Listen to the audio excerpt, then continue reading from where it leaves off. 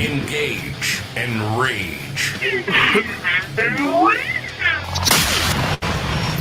This is Voice of the People, USA Radio.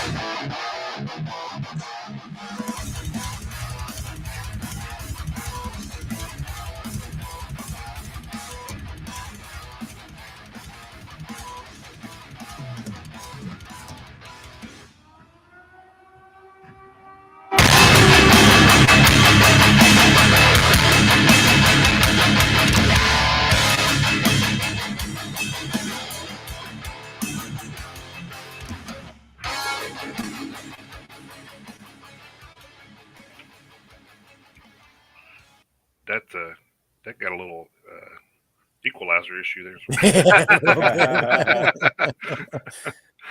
That's still, it never gets old. God, I love that intro. I love it so much. And speaking of introductions, we have another one to make this week on the Metalheads Unite podcast. Want to welcome in Rick Jimenez of Extinction A.D. Welcome to the program, sir. What's up, guys? How are you? I'm psyched to be here. We are doing well. We're continuing our tour of the Northeast. So. We very much are. We very much are. We went from Pennsylvania to the New Hampshire. New Hampshire, and now we're on Long Island. Yeah, so awesome. We're taking a tour of the entire metropolitan division in the NHL. I've born and raised on Long Island, lived on Long Island forever. A couple of months ago, I just moved to Stamford, Connecticut. Okay, So, there you go. All right. Not that anybody gives a shit, but I always feel like I don't want to front. I'm not even on Long Island anymore. Yo, it sucks here, man. I hate it. I honestly think most people feel that way about their town that they've been in for so long. Dude, I feel like that a lot where I'm at. So. Yeah, and I mean, I bitch about Long Island. It has its positives, has its negatives. And I've been wanting to move for so long, and then me and my fiance finally moved, but we moved 6 miles out of New York, and it's like we're just on the other side of the Long Island Sound, so it's the same exact thing as Long Island, only worse weather. Yeah. Well, it's crazy how bad you said you just moved. Like, how far away did you move? Because you were in Long Island, now you're in Stamford. How far away is that? I mean, on the map it's like 30 miles, but I mean, it's going from Long Island all the way west through New York City and then up through the Bronx and, depending on what you consider upstate New York, Westchester. So it's like without traffic, I'm still like an hour and a half away from anything I need to get to weekly on Long Island, even though I only moved like 30 miles away. Yeah, it's crazy, but it's crazy. 30 miles turns into a completely different climate, though, isn't it? Oh, dude, it's crazy. Like I said, the Long Island Sound, there's a little body of water, makes a big difference. Dude, the traffic, we know about New York traffic, and Long Island traffic is even the worst. But I mean, this Stamford traffic is just as bad. Only, I mean, everybody thinks everybody else drives like an idiot, but dude, it's like a different level of idiocy where I am right now. It's all those people trying to make it to WWE. That's why it's so jacked up. That's right. Two exits away from the headquarters, but they haven't hired me yet. Well, hey, give it time, man. Triple H is a big metalhead, so yes, he is. Triple H and Edge. There's a lot of metalheads in the WWE, there which is awesome. Yeah. So I guess we can dive into this thing real quick. I actually listened to the album "Culture of Violence." Man, me and Chris are big fans of Lazarus A.D. I don't know if you remember that band or not, but we needed a new A.D. band in our life. Yes, we did. Yes, we did. We're glad you came along. So yeah, dude. Yo, that first Lazarus A.D. album is so rad. Yeah. Second one I thought was cool, but the first one I feel like what a breath of fresh air when that came out. Yeah. I actually got turned on to them by listening to Warbringer.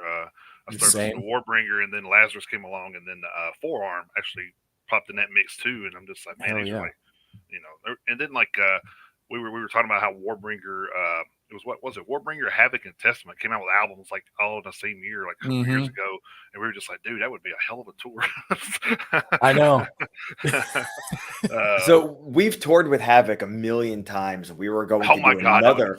badass. We were going to do another tour with Havoc in the spring summer of 2020, and it was Havoc, Warbringer, us, Take Offense, and Plague Years, I believe, the Wow. 5 of us. And obviously the pandemic came along, then it got moved to fall 2020, and then it got moved to spring 2021, Yeah. and summer 2021. Yeah. And as things progressed, like, all right, well, this band's not in anymore ever, and then this band's out, and that wound up turning into the Exhorter, Take Offense, Extinction A.D, Plague Years tour. Eventually, am I missing a band from that tour? Was that just the 4 of us? That was in October, November of 2021, but it feels like a lifetime ago now. You said Havoc, Warbringer, and you guys, and I was just already like, take my money. So Right. And yeah, it would be great to get on tour with Warbringer. Obviously Havoc, but we've toured with Havoc a million times, and their trajectory is kind of in question as of right now. But hopefully Warbringer will be able to team up with at some point in the future. Cool band, man. Yeah, there's like listen to you guys. I was like, there's a lot of bands that I could see you guys like touring with that would be just perfect. But of course, those being a few of them, maybe even like some Heathen or something of that nature as well. So yeah, so I could see that. While we're talking about that, have you guys like traveled pretty much all over the states, or are you kind of pinpointed in certain parts? Or yeah, I mean we've been, I don't even know how many times we've been back and forth throughout the entire country. A handful of times. It took us a long time to get back to the West Coast. We were, I think we hit essentially everywhere in the West Coast in 2015, and then again in 2016, and then it took us all the way until I think this past January to get back. Which seems crazy, since like the West Coast is kind of where thrash was born, so it's kind of it's kind of wild that it's hard to get back out to that area. The thing that's difficult about it is the right tour to get out there, because if we go out on our own, it's hard to fill all these dates and make enough money to get all the way there and back. And anytime we've been on support tours, for some reason, the West Coast is just not part of it. Even in 2018, we started a tour on the West Coast, but it skipped California. I think we wound up starting in either Portland or Seattle. Then we went into the West Coast of Canada, and then came back across Canada through the East. So as far as Southern California, Northern California, and then even consistently above that, yeah, there was like a 4 or 5 year gap between getting over to the West Coast. But the last time we were there, man, it was with Cattle Decapitation and Last 10 Seconds of Life and Creeping Death, and every show was rad. So I guess our question would be, when have you guys been down to like Tennessee and the South? Yeah. We've been everywhere now. I feel like at least a small handful of times, and other places, large handfuls of time. And we were just in Tennessee, I think on the way back from the Cattle Decapitation tour. So I guess this was February, and it was cool to be able to get to not just Nashville, but we got to Knoxville, and I believe we were in Memphis. And not that these are smaller areas, but it seems like whenever we do a support tour, you hit up Nashville or the Mhm. suburbs around Nashville, and Yeah. then you're just gone to the next state. So places like that are good. And we just did a shorter tour in May. We went down and played Welcome to Rockville Festival in Daytona. We played a couple of shows up, and it was good. We played Atlanta, but then we went to North Carolina and Virginia, and it was cool because we played Chapel Hill, North Carolina, and Virginia Beach in Virginia, as opposed to up Charlotte or Asheville, and then Richmond, which we played all those places, one or two or 12 times. So to be able to get to, a place that's still, happening, has some stuff going on, but not always, the typical place, some of those, not the go-to city of a specific state, they have stuff going on and they're just as thirsty. And I don't want to call these places small towns, but even if you want to go as far as small towns, I never have an issue playing small towns because, those people are hungry, and if the shows might be smaller, I mean, of course, everybody always wants to play to hundreds and thousands of people, but, doesn't bother me playing to 12 or 30 people so long as those people are psyched. Yeah, it's kind of funny because we live down here, and like you say, we live just south of Nashville. But Jason and I, we've been to concerts in Birmingham, we've been to concerts in Alabama, we've been to Atlanta. So not necessarily markets that you would think, well, maybe not so much Atlanta because Atlanta's a huge city, but you go into markets that you probably wouldn't think right off the top of your head would be exactly heavy metal markets. But I mean, I've seen shows in those cities and they've been packed to the rafters. They've been super duper loud. And, I know you guys appreciate that when you go off the quote unquote, when you go off the beaten path a little bit, but it's like you said, it's cool because you do have people there who are just dying to see a show from artists like you guys. So when you guys are able to swing through these places, I know it probably means just as much to you as it does the fans that are able to go. I hope so, man, because when it comes down to it, the main point of playing live is to have a good time. Obviously, you want to have that energy outlet, that frustration outlet. You want your escape from the real world, and obviously, I don't think that should be limited to major markets. I know that's where the money is, and of course, you whether you agree with the monetary system and whether you do things to, hey, let's make tons of money. We all know that, no musician's making tons of money, especially not us at our level. It's nicer to not lose money because we all need it. But when it comes down to it, if we can sustain things, but also connect with people, and especially, like I said, in the smaller markets, if somebody doesn't have to drive an hour and a half or 2 hours to see a band, they might be able to let loose that much more. And we might be able to open more eyes of, not everybody can make it. Dude, I'm telling you, man, and I'm been spoiled, like I said, because I'm from New York, where it comes to the point where oh, this band's coming that I really want to see. And, they're playing in New York City, which depending on where on Long Island I was living, at any specific time could be an hour away, 20 minutes away, hour and a half away. I don't want to drive an hour and a half. And that's me being spoiled, knowing that some people, an hour and a half is no big deal to drive to see a show. Yeah.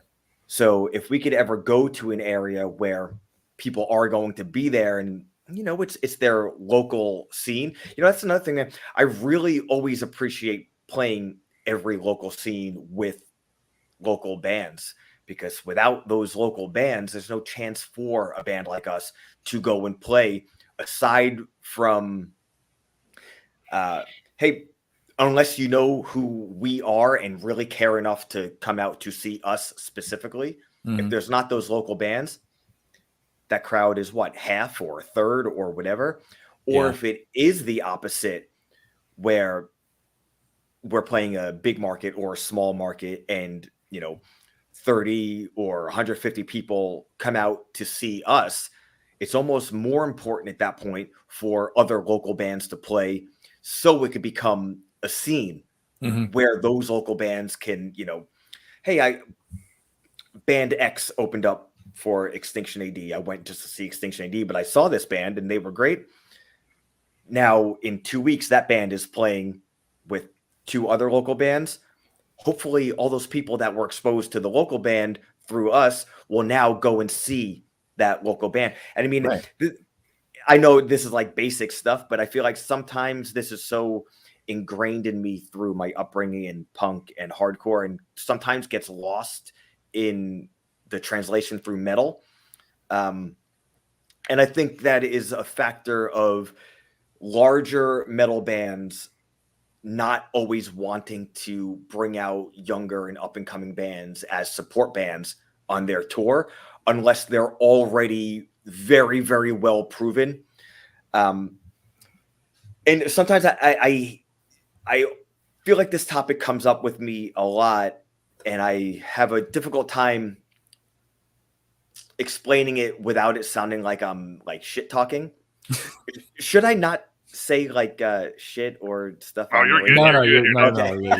radio? You're fine. Because dude, there's bands that I love every single thing about this band, musically and lyrically, and how they conduct themselves, or certain bands.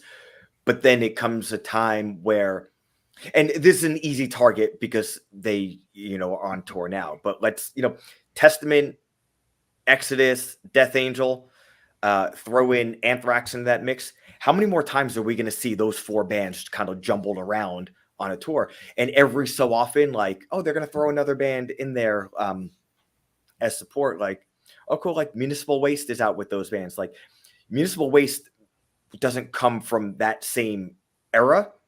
But when it comes down to it, Municipal Waste is like just as big as those bands are. So, like, it wouldn't kill a band like Exodus to take out a band like Bewitcher on a full US or Canadian or European tour. It's not going to kill Testament to take out a band like Take Offense. Where is the bringing up the next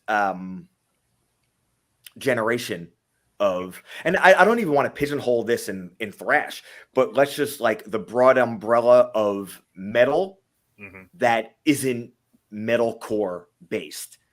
True. These are things that I think are really, really important.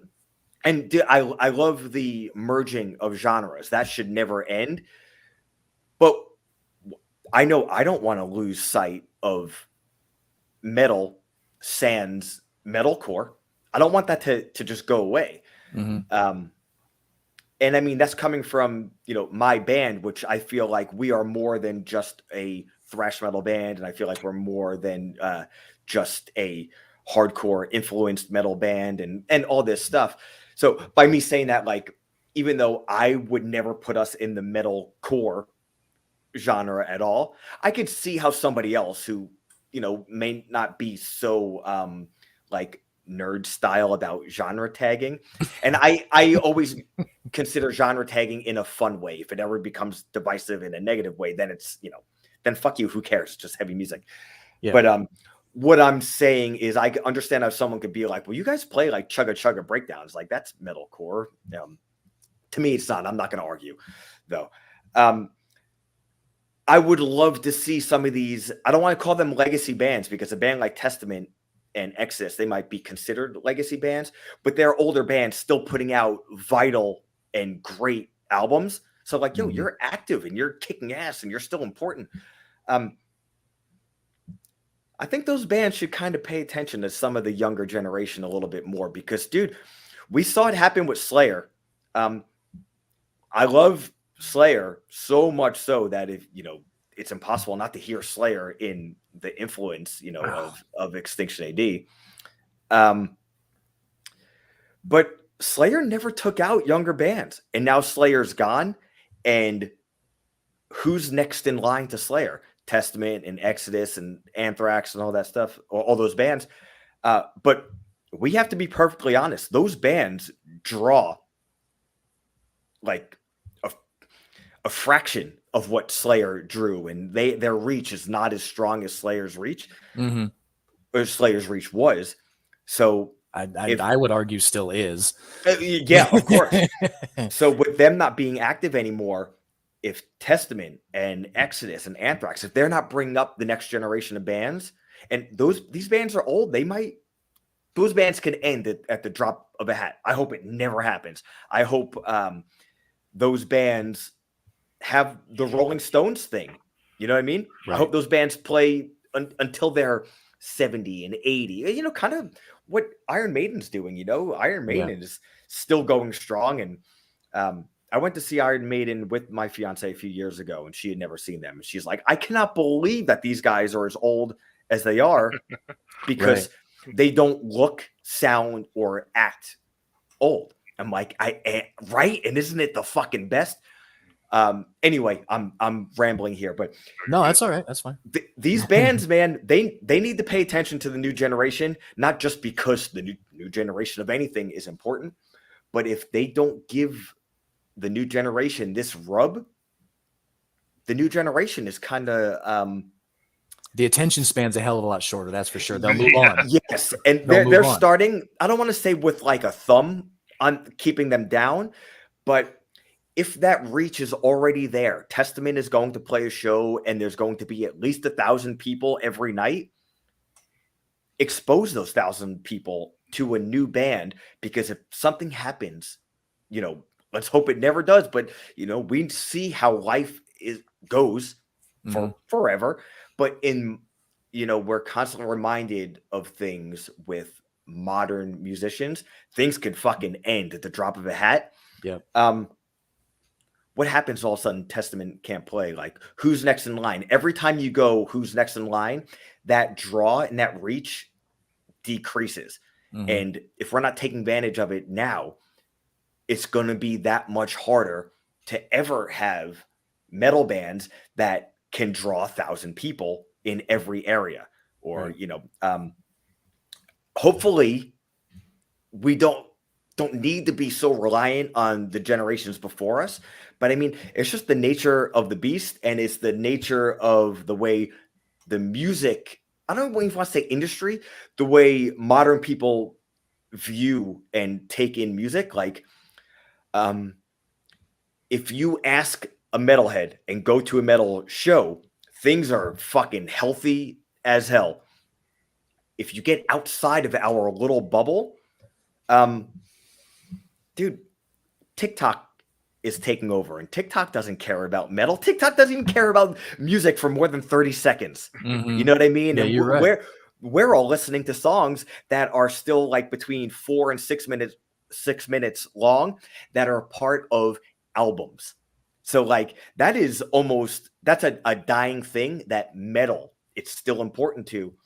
And I don't want to lose that, when I write music, I'm not writing music for 30-second clips for people to dance to and hope that propels our band. And I'm also not writing songs to let's release a single and another single and another single. Like, we will put out singles before an album because that's the way the music industry has worked forever. But it's about a fucking album, and every song, the importance and the relevance of that song is predicated and dictated by what comes before it and after it. Like, the context of an album is still important in heavy metal. And I've really gone off the rails here. I don't even remember what the initial question was. No, that's fine.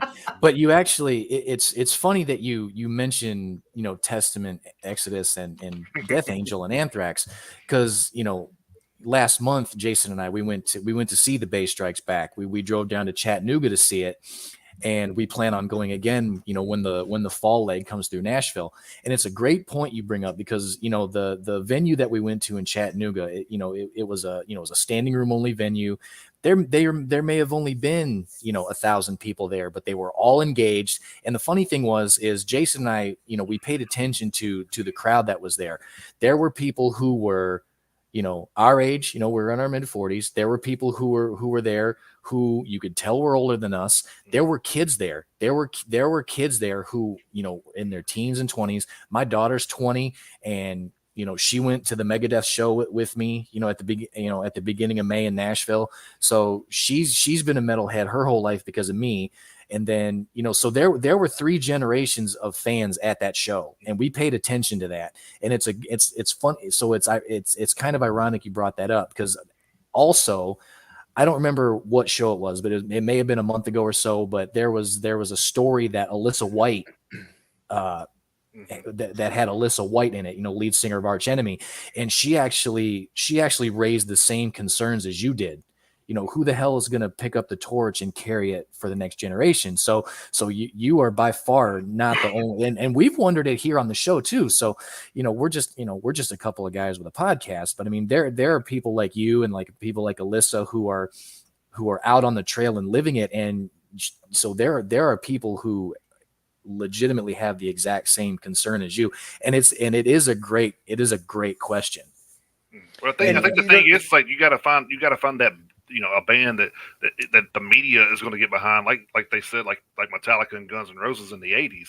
And the media isn't like all about doing that like they used to be. So, and I think that's the big issue is having that push. And again, radio is not a big thing as it used to be, because you got all these streaming apps and stuff. So that's a big punch in the gut too. Mainly because we've talked about this on our podcast a lot. I don't agree with the payment that Spotify, Pandora, and all them do for musicians, because it's bullshit. It's garbage, you guys out here blood, sweat, and tears into something you love, and they're going to give you fractions of a fucking penny. I mean, that's not I understand it's a business, but it's still bullshit to me. So, and that's why I take it upon myself that if I like something, and I haven't got your guys' CD yet, but I promise I am buying it. I have hard copies, and that's why I do that is because I feel like that. And then I'll buy merch and stuff like that when I go to shows, because that's where you guys are making your living. So that is where metal is head and shoulders, in my opinion, above all other genres. The fact that the fans recognize that, like, dude, CDs, every other genre of CDs, why even bother? Nobody makes them. You go to a metal show, man, people are buying CDs, and that is like a reason why I bring this up. I know sometimes I hate bringing up everything we just talked about with bigger bands taking out smaller bands, because it sounds so self-serving, and it almost sounds like, and I understand, like, as from a listener point of view, it might be like, do you really care? Or you're just pissed because like Testament's not taking Extinction AD on tour.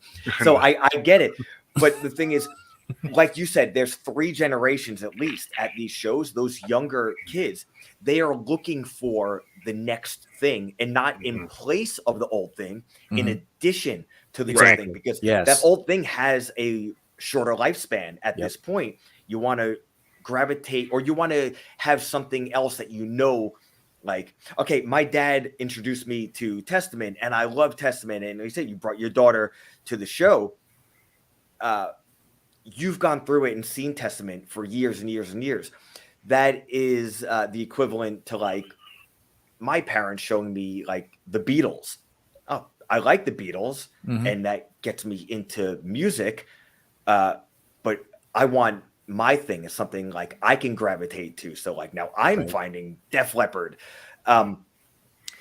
So, and that crowd is not just there and willing and wanting to support something new to take in and love, but like you also said, and actually support, not just stream, buy merch, buy CDs. And, everybody wants to be a part of this thing that keeps this thing going.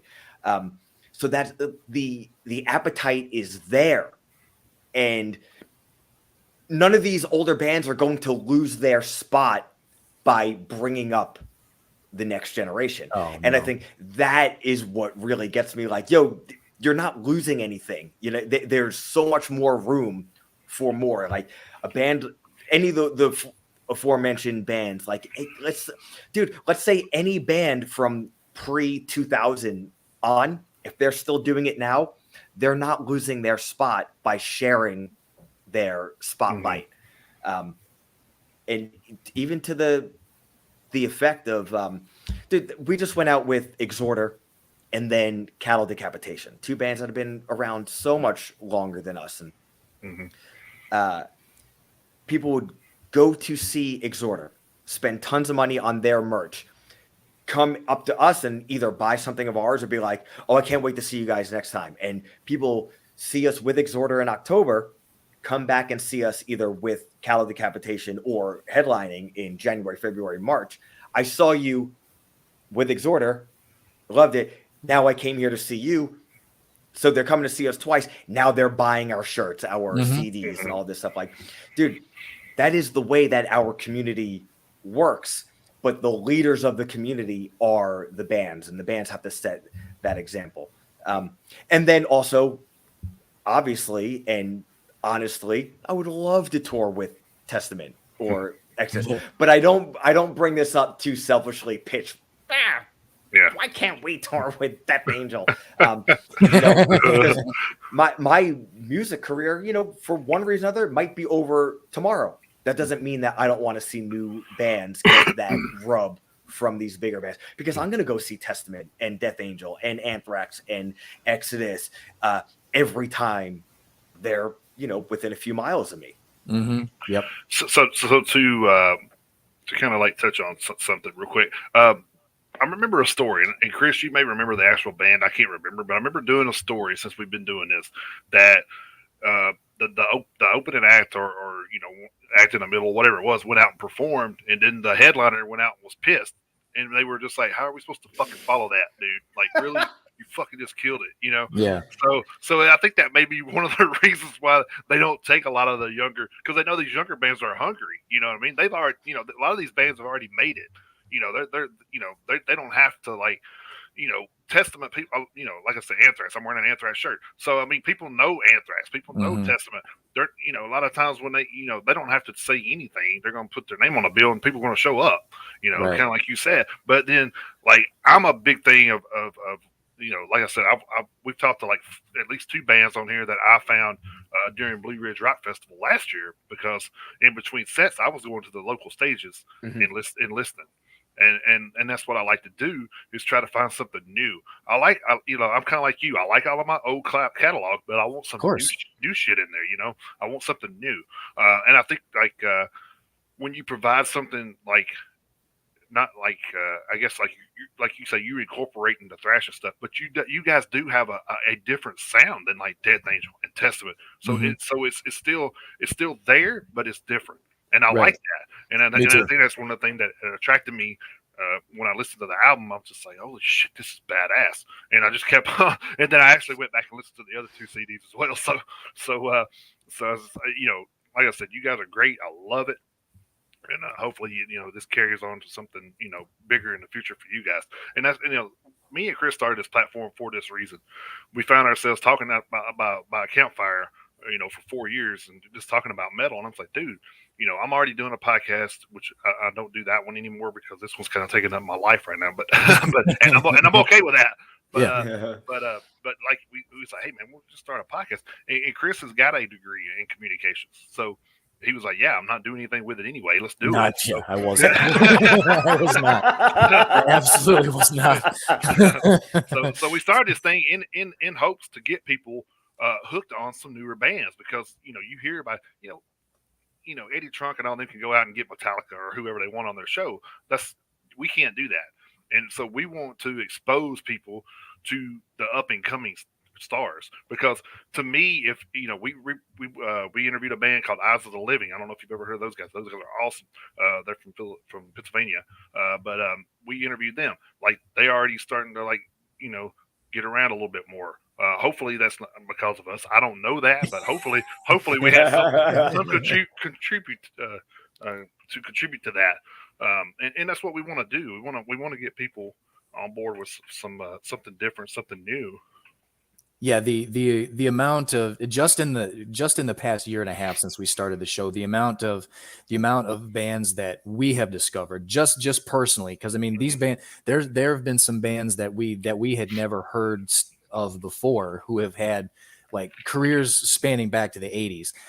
Onslaught and Rage and bands like that for one reason or another we had never heard of. And then, like Jason said, we were hanging out around the campfire and all of a sudden I was like, who is this? And it was like, we find out who it is and we back to it's like, they've got 20 albums. What the fuck are we doing? Yeah. Where have we been? Yeah. So, I mean, just in the past 18 months, I mean, there have been situations like that have happened to us. And even in the instance of your guys' band, we have a couple of websites that we use to inform us of the new releases that come out every week, and it's part of a segment that we have later in the show. And we only 2 weeks ago discovered a new source that is a lot more comprehensive than anyone we've ever used before, and come to find out that your guys' new album was on that website that we just discovered. And in all honesty, we kind of discovered you guys by accident on Spotify. But when we did, we were impressed to the fact that to the point where like we got to go back and listen to the other two albums. And Jason both of us have gone back and have listened to your guys' entire catalog. Like I say, I posted on your guys' Facebook page that I had listened to all three albums like all week long, and that's no bullshit. We listened to the new album. We found it on Spotify by accident. No lie. Yeah, actually, we were going through it, and I was looking at the album, and I said, "Holy shit, that came out this year! That was not on any of the platforms that the sources that we use. It wasn't listed." So we were telling him, I said, "This is bullshit. We got to find a source that lists every fucking album. I don't care if it's death metal, hard, whatever it is. I want every album listed. Yeah. I don't want it to be just because it's Loudwire's going to say, I'm going to throw this, I'm going to throw Hellstorm and stuff at you because that's you know who they are. No, that's not what I want. I want every album. I want an option to listen to a list and then these lists that we've been getting here recently from was it Heavy Music HQ is where we're getting Heavy stuff Music from HQ. now. Yeah. And 30-40 albums every week. So or more. Or more. Yeah. So that's what I'm that's what I'm looking at. Like I actually as soon as I found out about it last week, I listened to 7 albums last week. So never heard of these bands before, but I sat back and listened to 7 albums. Yeah, and that's like a positive of Spotify or streaming services. It's so easy to be like, oh, these things suck because they're taking the money away, which they are. And is the money that you're not making from streaming worth the exposure's there? I mean, it's a balancing act. It's kind of to an extent, but it's also when like you said, you get a college degree and you start applying for jobs in your field, and someone's like, "Oh, here's an unpaid internship. It pays an experience." Like, pays an experience? Fuck you. But like you said, I got $10,000 in loans, dude. Like, but then a new album comes out and somebody listens to it, so it might come up on your either on Spotify, like your release radar, or you like this band, you might like this band, or we were lucky on this album that we got added to some of the like new metal this week, or the best of the 2020s or whatever the shit. So like in that way, all right, you know what? Let's try to take the positive with the negative, and that even goes to what we were talking about earlier, where a band you already know gives a little endorsement to a band you don't know. Mm-hmm. You don't have to make that initial, am I really going to go and like drive to the store and sink, I might age myself with this price point, like $13 to maybe $22 on a CD. Like, what if I don't like it? You could just go on Spotify or Apple or whatever the fuck. Yeah, and honestly, I was going to say that's kind of what what I usually do. I've gotten burnt a couple times from bands that are bigger, like in this moment, Lacuna Coil. They actually put out some stinkers at some point, which I understand. Every band's going to try to go out and do something a little different every once in a while, but I got burnt buying the album thinking, oh, this is gonna be great because it's in this moment, and then I listened to them like, the fuck is this? It's like, so then I could have saved myself that by listening to Spotify if I'd had Spotify those 2 years ago or whatever, but yeah, I do agree with that. The other way, think about the other way. How old are you guys? I'm 46. So. Oh, okay. So I'm in my early 40s also. I'm sure we've also done the opposite, where someone recommends a CD or a tape, or you're watching MTV, like, oh, this single is great, this video is cool, and you buy something and it's like the only good song was the Right. single. Mhm. Or even so much so, like, I think I was going to like this, and well, this is okay, whatever, but you put that money into it. So instead of one listen, oh, I don't like this piece, you listen to it again. You open up the artwork, and dude, some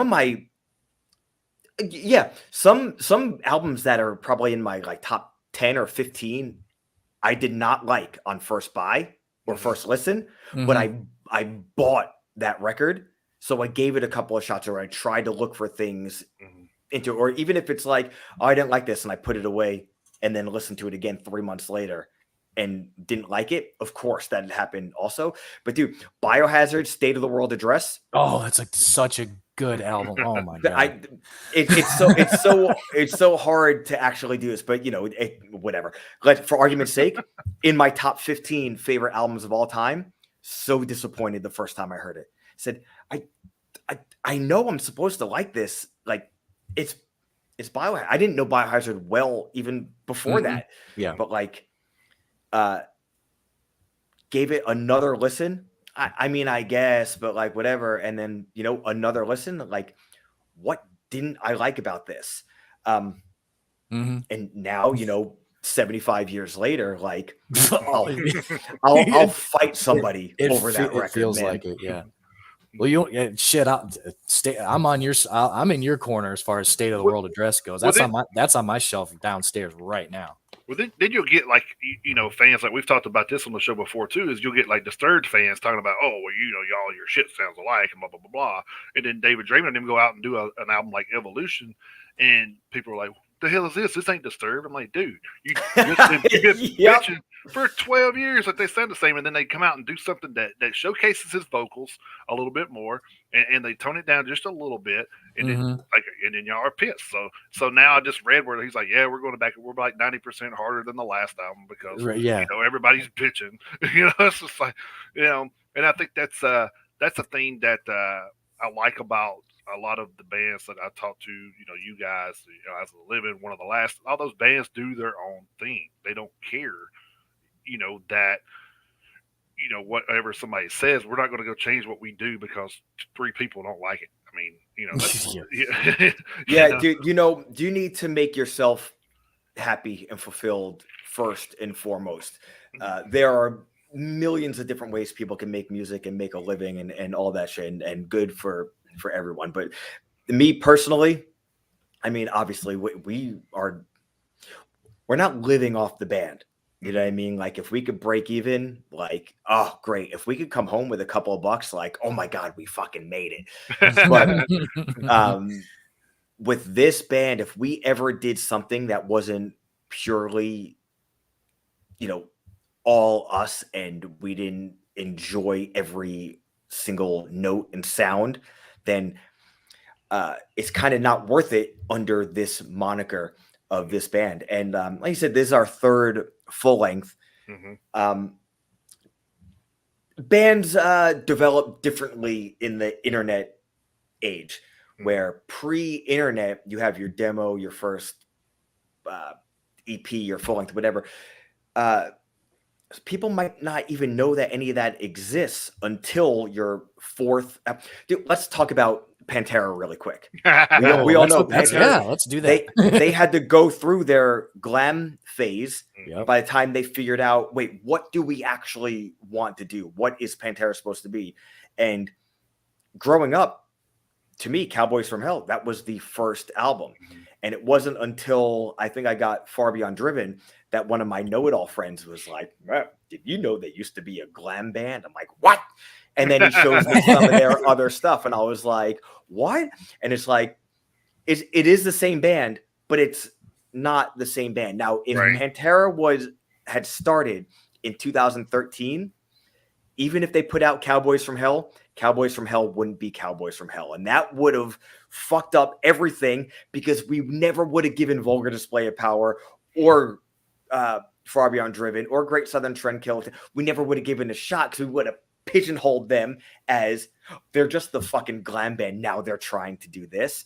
Oh man, that is so God. That's so accurate. That is so accurate. And Yeah, we were fortunate. Like our first couple of albums, I still like and or love and stand behind, but we didn't really find our sound until our November EP, Chaos Collision Carnage and Propaganda, and then we got to hone it and really Culture of Violence, 10 songs, full length. This is what Extinction AD was in my head since the beginning, but you have to move the chess pieces around and figure out what your sound is between the four guys. So I am fortunate that we've always done what we wanted in every sense of every drum hit, every vocal, quote unquote melody and or scream or pattern, whatever. And it was all to get to this album. And granted, every band, everything is leading to the next. But for me to say it took to our third full length, even though we've been around for many years, and I am, I think I'm the only one in the band in my 40s, but I'm in my 40s. It took this long to, I'm never going to ignore the old records and pretend like Culture of Violence is our first album. Never. But it's great to know, yes, this is as of right now, our tentpole album. This is our sound. And like you said, you guys listened to our new record and then went back and listened. And you could probably hear it also where the prior records, I believe you hear the influences as much as our voice.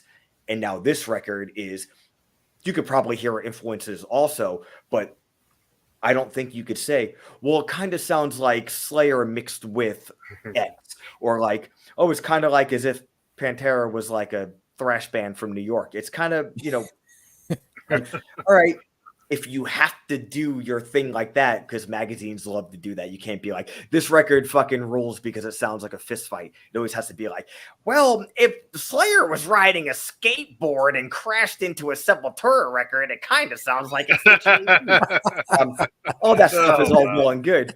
But I believe from my egotistical point of view, next year, somebody might put out an album, and that the end of that album, or at the end of the review, it might be like, it has a little bit of Extinction AD in it, or if you like this album, you will also be for fans of Extinction AD or something like that. And I think that's just a testament to us being so steadfast, and regardless of what the musical trends are, because we've done bands for decades before we started Extinction AD in different bands and everything.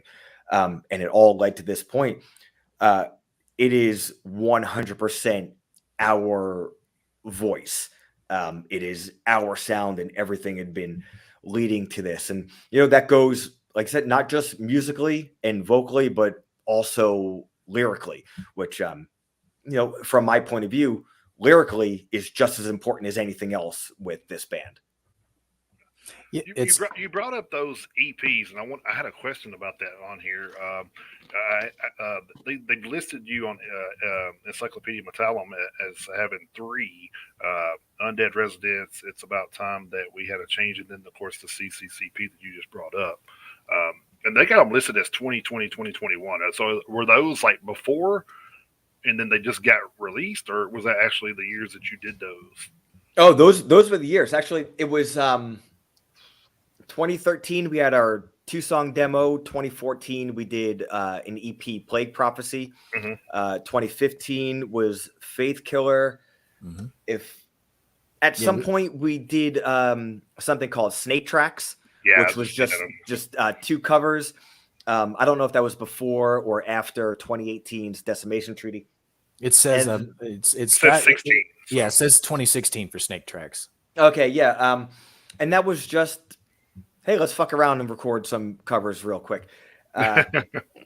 Self-release. But once the pandemic hit, who knew how long it was or wasn't going to last? And we had to, we canceled tours. We put a pause on our recording sessions. So said, let's put something out. So we took a B-side from Faith Killer, and a demo. The first song written for Extinction A.D. was Undead Residents. So we took the demo and kind of polished it up a little bit and added a few things here and there remotely and released it as the Undead Residents EP on I think it's only on Bandcamp still. So if you want to hear some new takes on old shit, as the pandemic kept going, like, hey, we can't do anything. I said, we're all remote. Different members have different ways of recording things. Like, hey, I picked 5, depending on your definition, American punk, first wave American hardcore songs. Do our spin on it. Record this shit. Just same thing. Put it out on Bandcamp. It'll just be something for us to do, and that was a lot of fun. In '96, I think Slayer put out Undisputed Attitude when they just did all the punk covers and the American hardcore covers.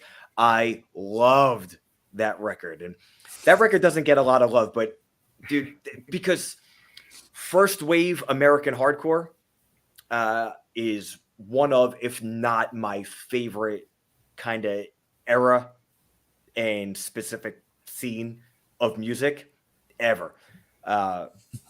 Grew up a metal guy, then got into punk, then I got into hardcore. So Slayer doing those songs was like the melding of like the sickest shit for me. So I always loved that. So I always wanted to do something of that nature. So I said, hey, this is what we're going to do. We threw the thing together really quick. Same thing, just put it up on Bandcamp. And I think that was early 2021. And through the pandemic, everything changed. We got dropped from our label, tours were canceled, whatever. It was like, what the fuck are we going to do? Long story short, I said we could either give up, because who knows when things are going to happen again. Our momentum is totally shot. Or we could double down, because we're all too old to be doing bands as a main thing in life. And, we're in the middle of a pandemic and nobody's making any money. So we made the stupid decision, decide to double down and really put our lives into music that much more. So we said, we're in the middle of recording a full length that we can't finish because the pandemic, and we ran out of money and all this stuff. So we have a half finished record. So let's write and or record a couple of new things on our own, do it remote, shop it around as a new demo.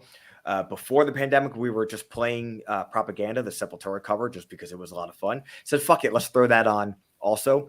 So we have this 4-song, essentially like shop around to labels demo. And we did that. We spoke to every label and every label's brother on earth until we found the right match, and Unique Leader was the right match. And all right, cool. We worked everything out, and we're going to get back in the studio once it's possible and do this full length for Unique Leader. And they even said, we love this little EP. Do you want to just put this out as an EP also? So you want to pay us back for this thing that we sunk our money into just because you think it's good and cool? Like, is that the way the music industry works in 2021? I was like, no, but according to them, it does, which is great, because that's the way it's supposed to work. Right. That is said, how yeah, let's do it. So, they refunded us for the money that we put into recording this thing on our own, and then put out that EP.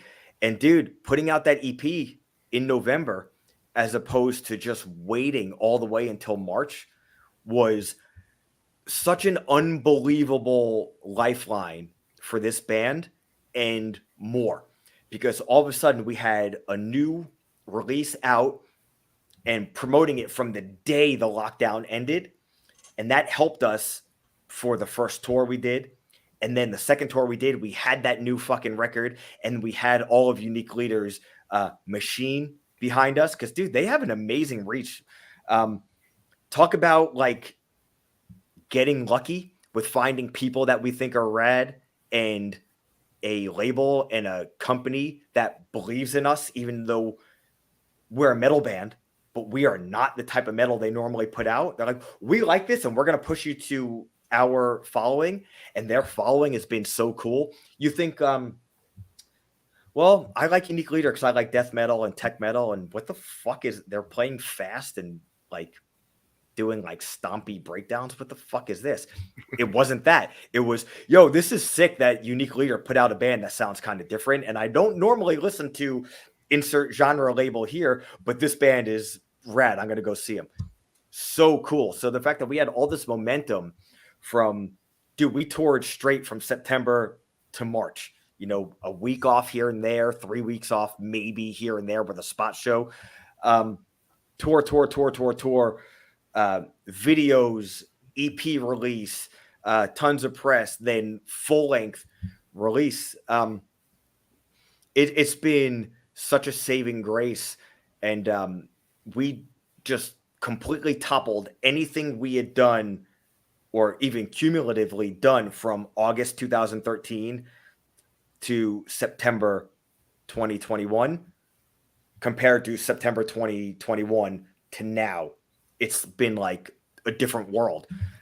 So much so that people are like, oh, this is cool. Like, it's cool to see like a new band. Like, how long you guys been doing it? And sometimes I'm almost embarrassed. Like, 10 years. almost like 9 years with this band. They're like, what?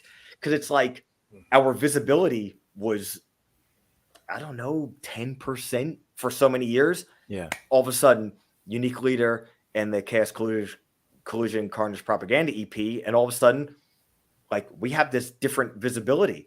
And I feel like we always have had this energy, but we haven't been able to get in front of people. And now, you know, September, October, November, December, January, February, March, now we're playing in front of people. And people are like, what the fuck is this? Like, you actually play fast that entire time, and you guys are like jumping around and then like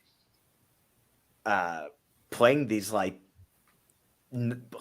simple, almost like hardcore-ish mosh parts in the middle of your like thrash things. Like this is like, I haven't heard something like this since, you know, if we're at the metal show, man, I haven't heard something like this since like old school New York hardcore, like Agnostic Front and Warzone. But if we play the more like hardcore-ish or crossover shows, like, oh man, it's so cool hearing like type of like Slayer and Pantera type of stuff at a hardcore show.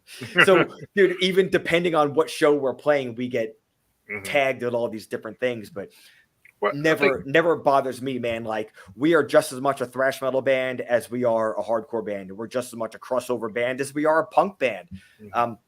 Doesn't matter to me. If you're here to have a good time, or you're there to have a good time, and you want to lyrically, we're so fucking serious, dead serious all the time, whether it's social or if somebody wants to call it political, fine, or even personal, it's raw.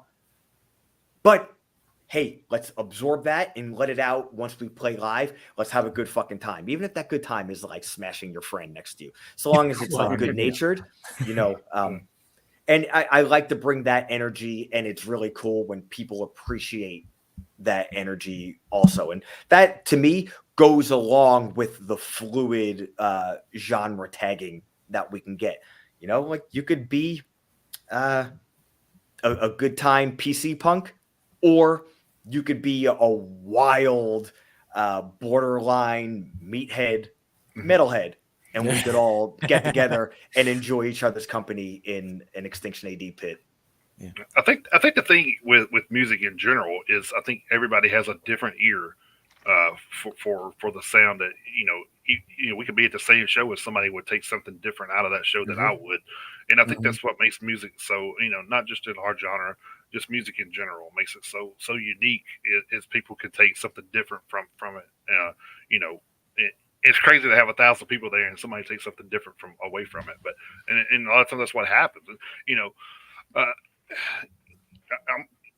don't like shitting on other genres, but, you know, I'm a metal guy. I've always been a metal guy. I just, you know, I did like old school rap back in like the 80s, you know, with Ice Cube and, you know, Snoop and all them. You know, that genre is not really where it needs to be anymore. No. So I mean, you kind of like, look at the timeline of growing up and look at these genres, and you think, well, country's more pop now, So, and metal is still metal. I mean, so, Yeah. so it really hasn't went anywhere. It just kind of it migrated into different genres, which is great because I never thought I'd be sitting here one day going, "Oh yeah, let's talk about the 17 genres of heavy metal," Mhm. so, Yeah.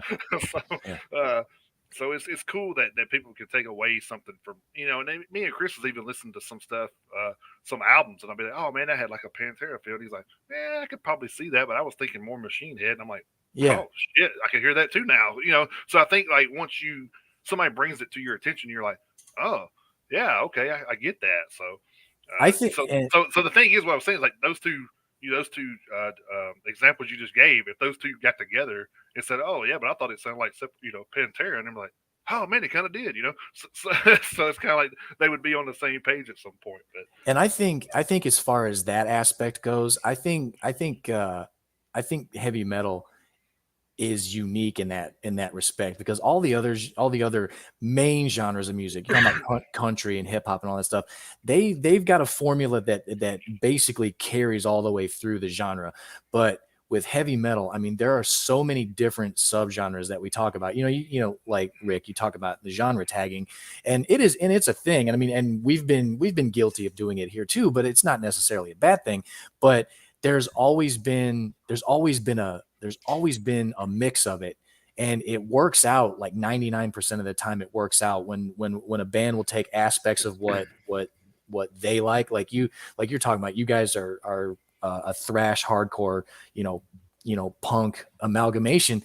But you said you've always been a metal guy, but then you started you got into punk, brought that into your band, and it works. And that's what I think metal is unique, because it doesn't matter if like you're Pantera, or if you're Machine Head or whatever.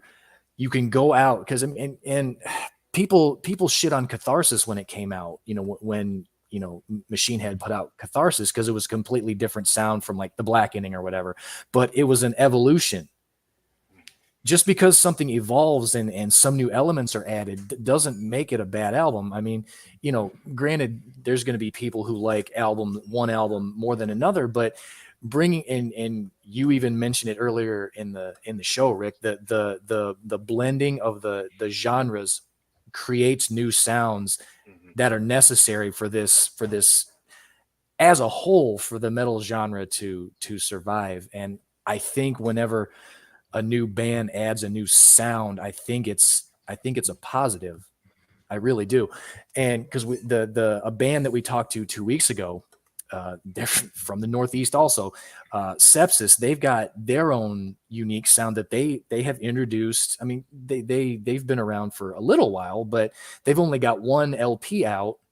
They're working on their second one, but they're in the metal community now. They've got their own unique sound that they're introducing, and it's going to be nothing but a positive long term. So I don't I don't see a problem with the diversity we have as far as the different genres in heavy metal. But I think heavy metal, to not to ramble myself, but to make a long point short, I think the diversity we have in all the different sounds coming together to create metal as we know it, I think I don't think there's anything wrong with it. People are going to be like, oh, I like death metal. I don't like, thrash. I like thrash. I don't like death metal. I don't really, I'm not, not a fan of folk metal. I'm not a fan of symphonic metal that comes out of Europe, this, that, and the other. So, you got gatekeepers and you got purists or whatever the hell you want to label them as. There's going to be exceptions to every rule, and people are going to just gripe just for the sake of griping. But, 99% of us are all in favor of it, even though there may be, like we've mentioned on the show before, there are, we don't have time to listen to everything by every band. So, and we have our own personal taste. Jason's more of a metalcore guy than I am, but I do listen to metalcore. Is it where I go first? Probably not, but I still go there, and to kind of get off what I was just saying, there was something that you had brought up about the reactions that you guys were getting from people who had heard you for the first time and were surprised that you guys had already been around 9 years. that kind of stuck out to me, because that was the exact same reaction I had when, we heard you guys' album, for the first time. We were sitting around, like I say, just bullshitting around the fire, and we were listening to Culture of Violence, and the album would progress from one track to the next, and all I could do was shake my head. I was like, how the fuck have we not heard of this band before? I mean, how does a band with this, and I'm seriously not trying to like blow smoke because you're on the show, but I mean, Jason could probably testify to this. I was sitting there just shaking my head going, how have we not heard this band before? I mean, just listening to the guitar flow, the way the guitars were, the guitar riffs and the drum lines, and just the power that the songs had from one to the other as the album was playing. I was just kicking myself that we hadn't heard you guys before. I was like, how does a band with this much talent not get discovered? And and then come to find out that was your third album, not your first. You had been around for 9 years, that the album came out in March. We didn't discover it until almost June.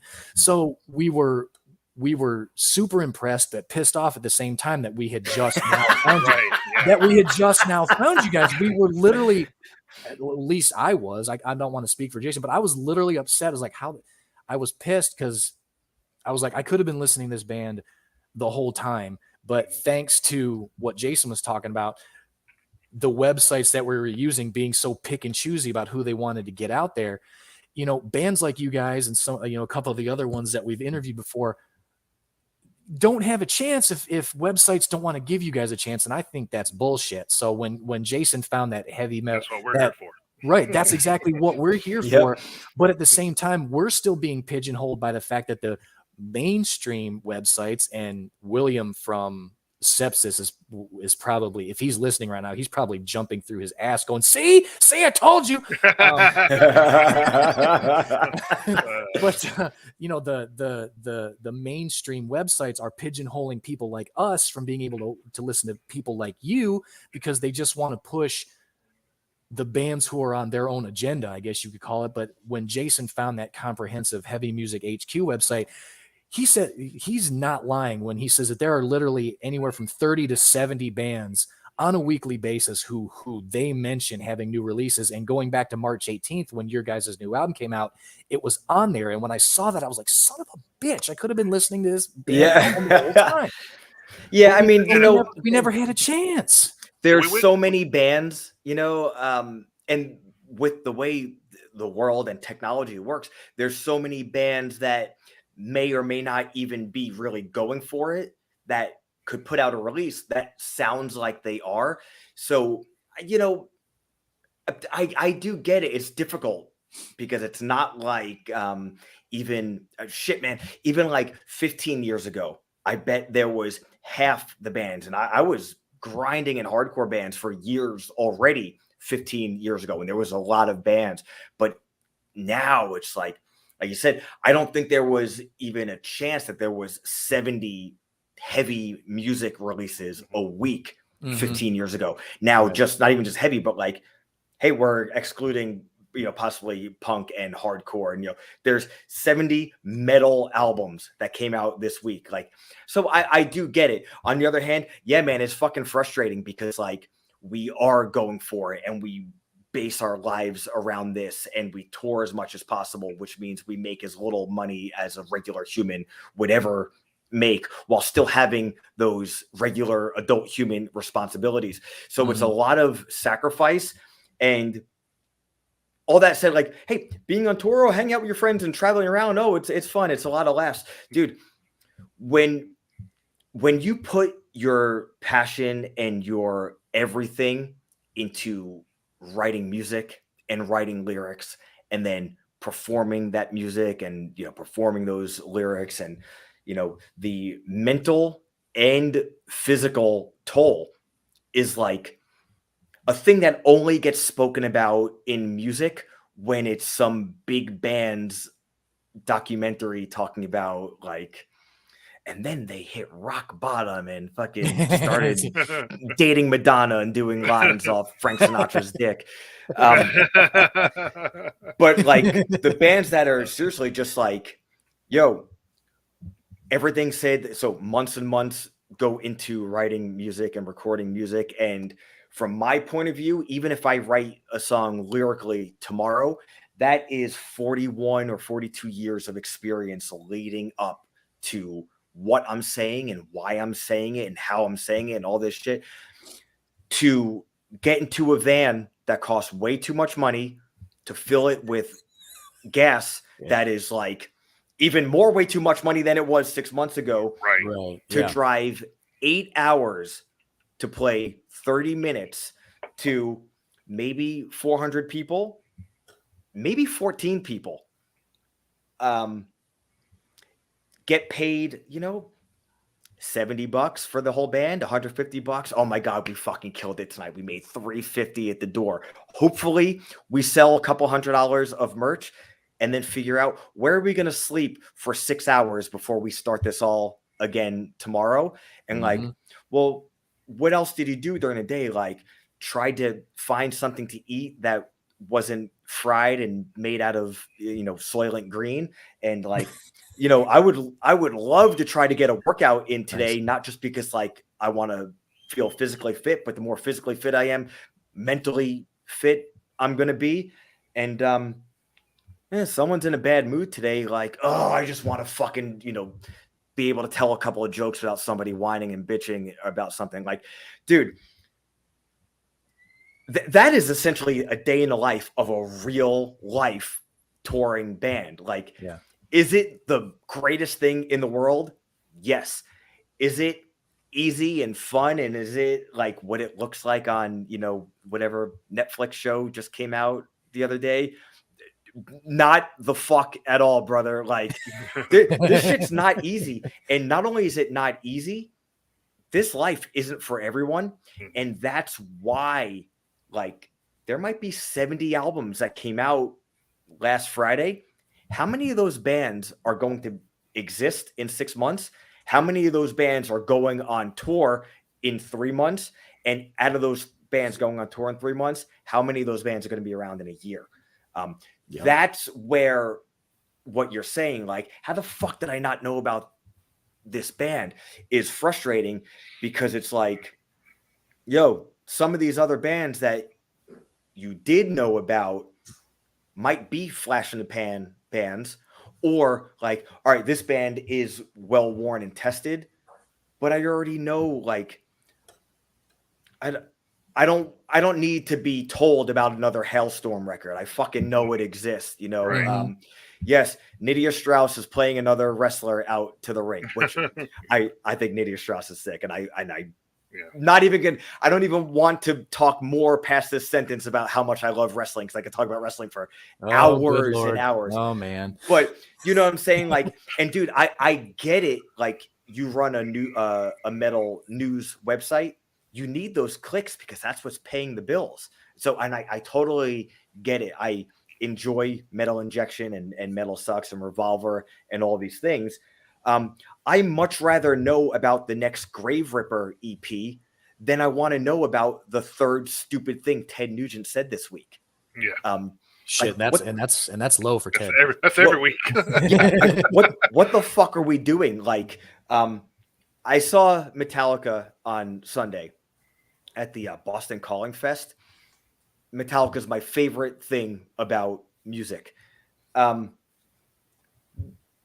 I get it. What's more important to spread the word about this week?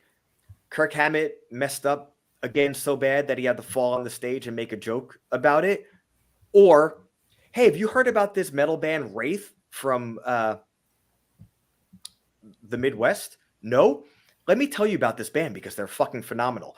I'd much rather read about Wraith than finding out that, Kirk Hammett, the lead guitar player of my favorite band ever, messed up. Come on, man. What are we doing? Like, let's use our power for good instead of bullshit. Well, I think we, to me, that's not news, because I think we expect you guys are doing this for a living. You're going to fuck up at some point. Yeah, I mean, I saw that story. Yeah, I saw it. It's going to happen. I mean, even the Metallica. So I mean, it just shows that they're human.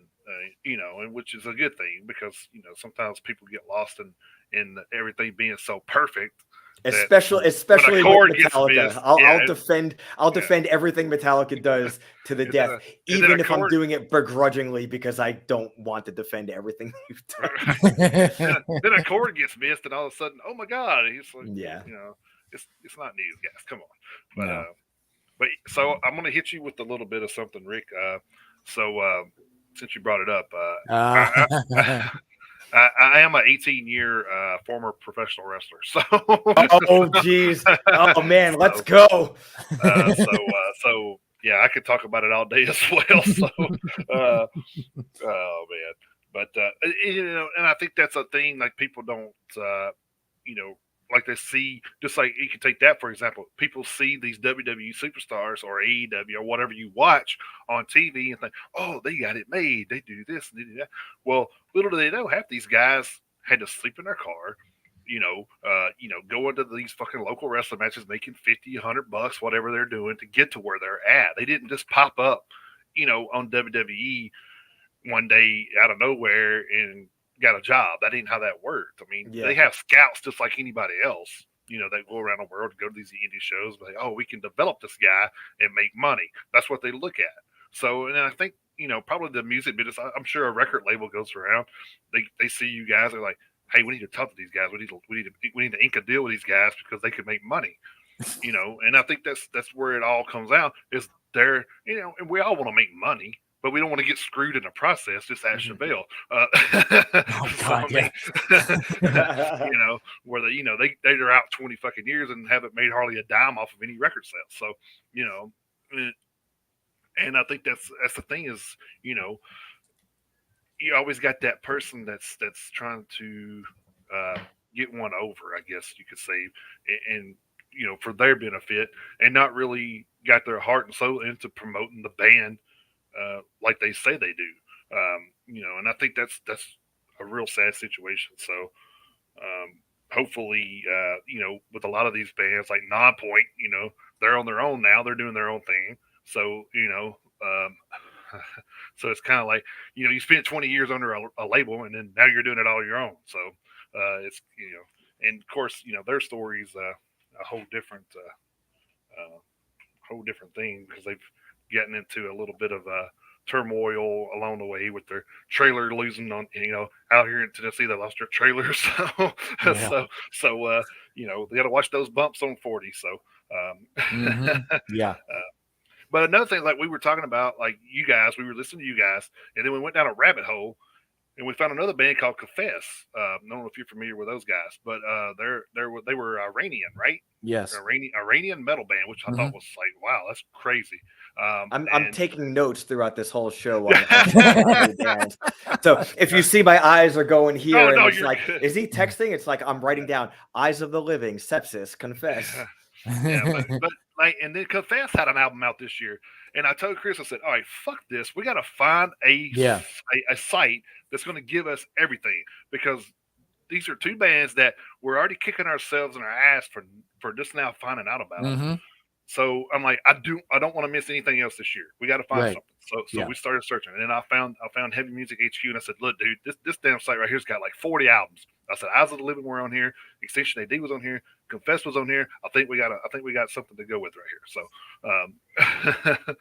he said, I get all of my new music suggestions from this show. And I think that's to me, that's what we built this for. It is. We started out talking, and just bullshitting, and then like a lot more people got involved in what we do, and I thought, and we were like just blown away at some of the numbers we were getting. And we was just like, are you serious? I mean, people just want to hear us talk about metal. It's cool, but I think it's because what we talked about.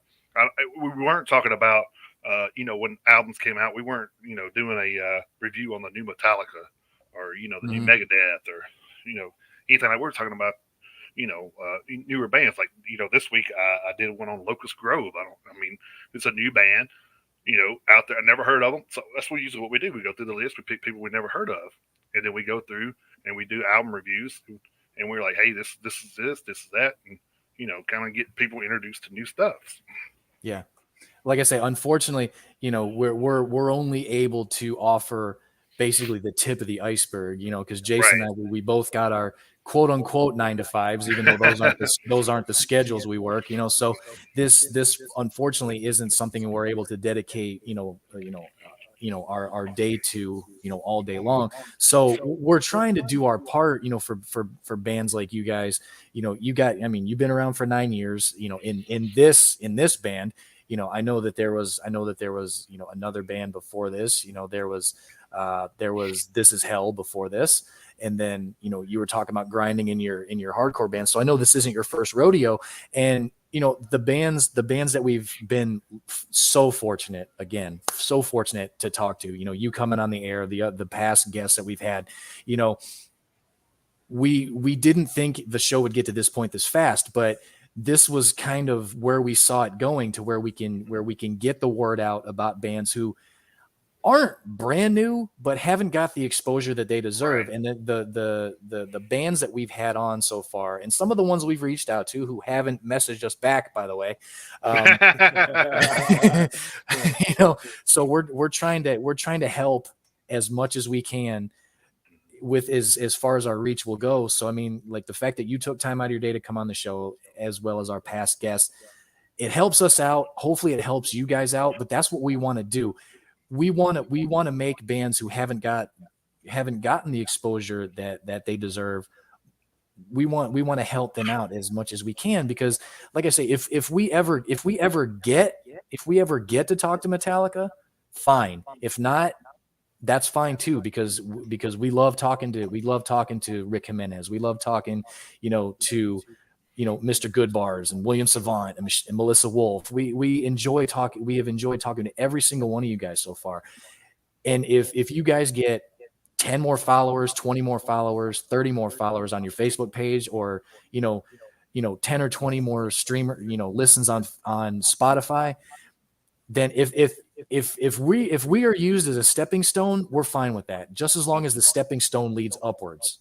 Yeah, for sure. And even aside from that, man, it's fun to hang out and chat with people about stuff, whether we're on the same wavelength or open each other's minds to other wavelengths. Right, that too. So, absolutely. Yeah, that's always good. And I know personally, like, being in a band, going for it, like, it's so flattering whenever anybody like, hey, you're in this band, we want to talk to you about your band and what you think about A, B, and C, because you're in the band. And that shit is cool as hell, man. And the fact that everybody can hopefully help each other, it's great, man. I love seeing that in metal, because when I was younger, my first bands, when I was doing metal bands before punk bands, the environment was so competitive and kind of cutthroat. And then once I started doing punk bands and hardcore bands, that's when I was like, oh, there's like a community. You're friends with the other bands. You're not competing. And I always wanted that to go across genres. And it happened, quickly, like in the late 90s, when all of a sudden my punk bands, my hardcore bands were playing with metal bands. And it was like, oh, it's great. But it took a long time for me to really be in my own metal band that was as serious as my other my prior punk bands or hardcore bands. And it's great that now, over the past 9-10 years, being in a metal band that, I think this sometimes encourages the fluidity of our genre tag, is we go into situations with maybe metal music and punk attitude with a hardcore energy, and however you want to mix and match that stuff. But dude, community is always good, no matter what it's applied to. And anything in the world, community is better than not. And I mean that so much so, even like the American way of life is based on competition. And I fucking hate it. I hate it, man. Like, we all live in this overbearing capitalist system that, to a certain extent, if it was like, okay, Rick, smartass, fucking know-it-all, capitalism ends today. You set up the new system. I might be a little bit of like, I don't really know exactly how to make this work. Aside from being like, hey, you ever see Star Trek? Let's just do it like that. But the thing is, like, you know, living in this overbearing capitalist system, everything is based on competition, so much so that it goes past just money. Everything we do is somebody is always overseeing, trying to turn it competitive. Where you know when competition is cool in like sports, Right. like that's when competition is cool. When in all actuality, it doesn't fucking matter. I well, you know, I won't include wrestling because the competition of it is who could be the best wrestler as far as pushing the product of the TV show. Obviously, the competition in ring of who wins and loses doesn't count. But I mean, I love baseball. You know, I love baseball and I love the Yankees so much. I have a fucking Yankees tattoo, and you know, it's like, oh man, I always root for the Yankees. It's so much fun. But dude, let's be honest, it doesn't fucking matter ever. It Right. means nothing to anybody. Not anybody in the grand scheme of the world. Any sport, whether you win or lose, it doesn't matter. It's a fun diversion, and if you're the athlete, if you take the money out of it, you know the competition is just fun because winning is cool and losing sucks. But I mean, Right. so that's where competition is fun. Competition in art and or life, dude. I can't stand that shit, dude. Do you remember when like you're in like middle school or even high school and it's like you're like competing for like a girl or a guy or whatever? That's just like the nature of the beast in when you're like a young hormonal person. Yep. But then like some people that lasts forever. Yeah, they Remember, can't like get out of it. Yeah. I remember I feel like I could distinctly remember the first time in like my early to mid 20s, like almost winding up in what I felt like was some like competitive environment, like chasing another human, and then being like, whoa, what? Like, yo, I will never compete for somebody's like attention or affection. Like, what? Hey, I am me, you are you. If we're cool, we're cool. If we're not, good for everybody else involved. I'm out. And it took me learning hating the competitive nature of music and bands and like competing for shows and like, well, this band is like got on a show that my band wanted to get on, so there's some like beef or you know, vice versa. Dude, that shit sucks. Nobody's success is hindering your success. Especially in music, there is legitimately room for everyone to be on top. I know, like in some ways, like, well, no, it doesn't do that. Like, if you take the capitalism out of it, there's room for everyone to be on top. You can have 50 favorite albums just as easily as you could have 2 favorite albums. Absolutely. I know it's not abstract because I'm not like smart enough to like throw this super abstract thing into the world, but I know it's somewhat abstract to American life. American life is all about like not getting ahead so you can get ahead. It's getting ahead, but how many people you could fucking squash. And that shows how ahead you are, where I do not subscribe to that theory. And if we're going to bring this moderately full circle, to wrestling, and this is debatable because I am a wrestling lover. WWE, AEW, Impact, New Japan. Let's go to Extinct, WCW, ECW. I love it all. I'm not just a company fan. I am a wrestling fan. So I'm not saying this to alienate anybody, because I was the opposite for a while, but at least at absolute least, if you're in the know, it's the general consensus of the way the differences between WWE and AEW. Whether it's true or not, the feeling is that AEW is very communal and WWE is very corporate and cutthroat, and there's only room for X amount at the top. not saying one is true and one's not, but the feeling is that. And dude, that is a huge selling point of AEW. I mean, that's just the bottom line. A lot of people are sold on AEW, not just because it's not WWE, but because they get the impression that it's more communal and less cutthroat. And it's great to see that, whether it's true or not. It's great to see people rallying behind community. Because if we could find something like WWE that's very corporate and something that we love, it's entertainment, whatever, and then we find the alternative, and what's a big selling point of that is community. So we have this pop culture mainstream thing that's shifting towards community.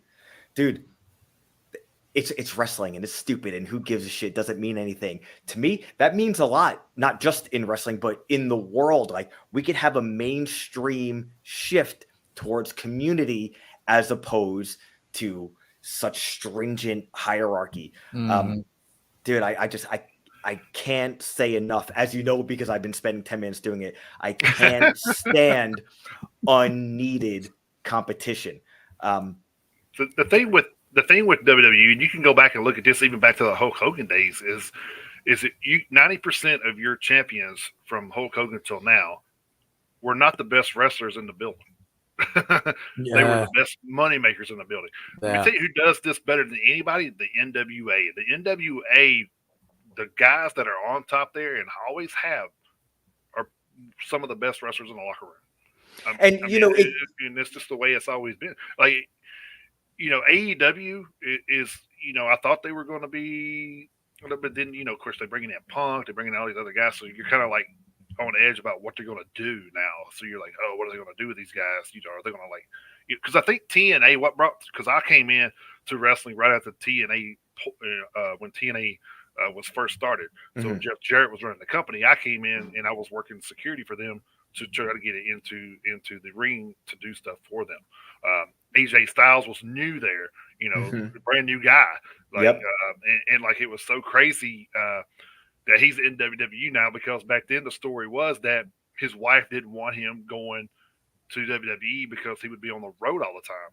But a year later, TNA's on the road all the time, so it didn't matter. But they didn't know that, though, because we were just doing pay-per-views in Nashville. We didn't go anywhere else. He was from Atlanta, so he drove up to Nashville, spent a week there, come back. He was doing back and forth. It wasn't that big of a deal because, Atlanta to here is only like 5 hours. So that's not bad. So, yeah, but then they started traveling. So then they, anyway, so he should have just took the WWE deal then. But I think he did smart by waiting, because I think he got a bigger push, and he's a bigger name for waiting. Oh, dude, it's really, really cool. So yeah, I've been a wrestling fan for well over 30 years, and it's so cool. Specifically, AJ Styles, his story is great, and I remember the reaction when he makes his WWE debut with that Rumble, and I remember thinking 2009, 10, like, fuck, man, AJ Styles missed the boat. I feel like he's like at that point, like, I don't want to say past his prime, but like, if he would have went to WWE very soon after his like X Division run, the 2005, 2006, and like, it just seems like it's too late. But love being wrong about it, because it's almost like him doing all of that, then him doing his New Japan stuff, then finally WWE. He's cemented now. He's a generational talent. He's been at the top of his game almost a decade. He's been at the top of his game in WWE, and then you could even go back. Has AJ Styles not been at the top of his game since 2005? So really, really amazing. What a great story. And he just turned 45 this week. So really special talent. Jericho's always been one of my favorites too, just because he had pretty much the all around gift. I mean, he had the mics. He had the mic gift. He had the in ring ability. He was just an all around athlete, just like The Rock. They could do it all, and you don't get that a lot with a lot of guys nowadays. I mean,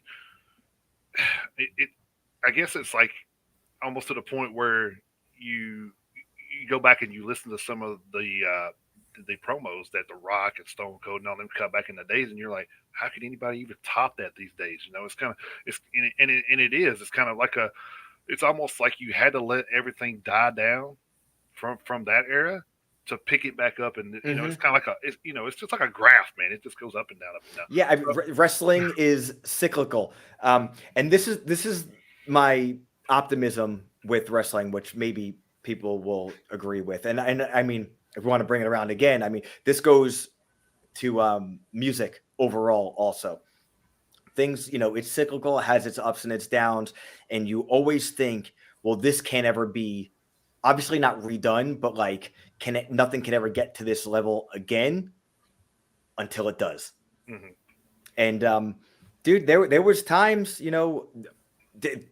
dude, wrestling and metal. There was times the early 2000s and the mid 2000s specifically where it's like, dude, what happened to metal? Mm-hmm. Like, there's tons of great hardcore and there's metal core, but like very, very few glimmers of like good metal.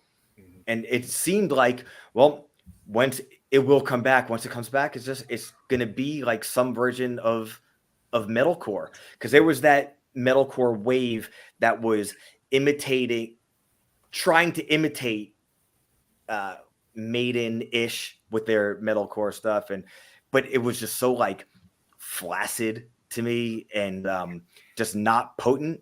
And it's like, well, this is what it is, until it wasn't that, and it wasn't a rehash of what happened before, but it was taking little bits of what happened before and the new take. And then all of a sudden, 2009, 10, 11, 12, all of a sudden, like, yo, metal is healthy as fuck and has such a great future. And I think we're still bearing the fruit of that. Mm-hmm. And I think it gets better and better and better.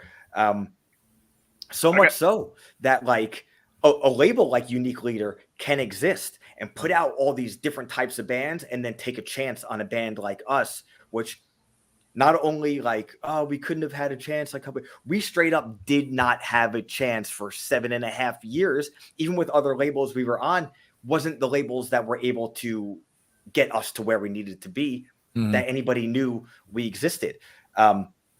So again, bringing it back, everyone's success breeds more success, and you don't have to hold anybody down. Bring more people up. Right. Dude, a bigger army. Do you remember how big metal was? And I'm not even talking about glam, but let's just talk about heavy metal, thrash metal, speed metal, the beginnings of power metal, and then even into people always say like, oh, metal died in the 90s. Metal didn't fucking die. No, it didn't die. Pantera, Sepultura, Machine Head, metal. I lived through it like you guys did. Metal didn't fucking die. Was it not in the mainstream? Guess what not being in the mainstream meant for the death of heavy metal? Pantera, Far Beyond Driven, #1 on its first day. Fuck you, metal never died. In the 90s, did nothing bad to metal. So, it can be, we already know how big it could be when it was dead. So the fact that we're thriving right now, we just need to continue to thrive, whether we're underground or not, and really push for the bands that have the last glimmer of not being underground to bring up as well. Ending where I started an hour and a half ago. Yeah. So I was noticing on here, your drummer here, Mike. I can't pronounce his last name. I don't want to butcher it for him, but because I'm horrible with names. He's just Scuzz. The only time he gets referred to as Mike or Mike Shalera is when we write his name on the CD. So much so that when we were at his house a couple of years ago, his parents' house a couple of years ago, I was about to just call him Scuzz, and I was like, "Is that going to be weird?" His mom hearing me call him Scuzz, and I went to call him Mike, and I was like, it's more weird to call him Mike in front of anybody. And I was calling Scuzz in front of his mom. But I noticed, he probably would have looked at you like, "What the fuck are you doing?" Yeah, I noticed on here it says he had played with Unearth and Light the Torch. That's like two bands that are not out of vocabulary when you bring up metal. I mean, Howard has a longevity with the genre, and Mhm. one of my favorite vocalists is Howard Jones. So Yeah.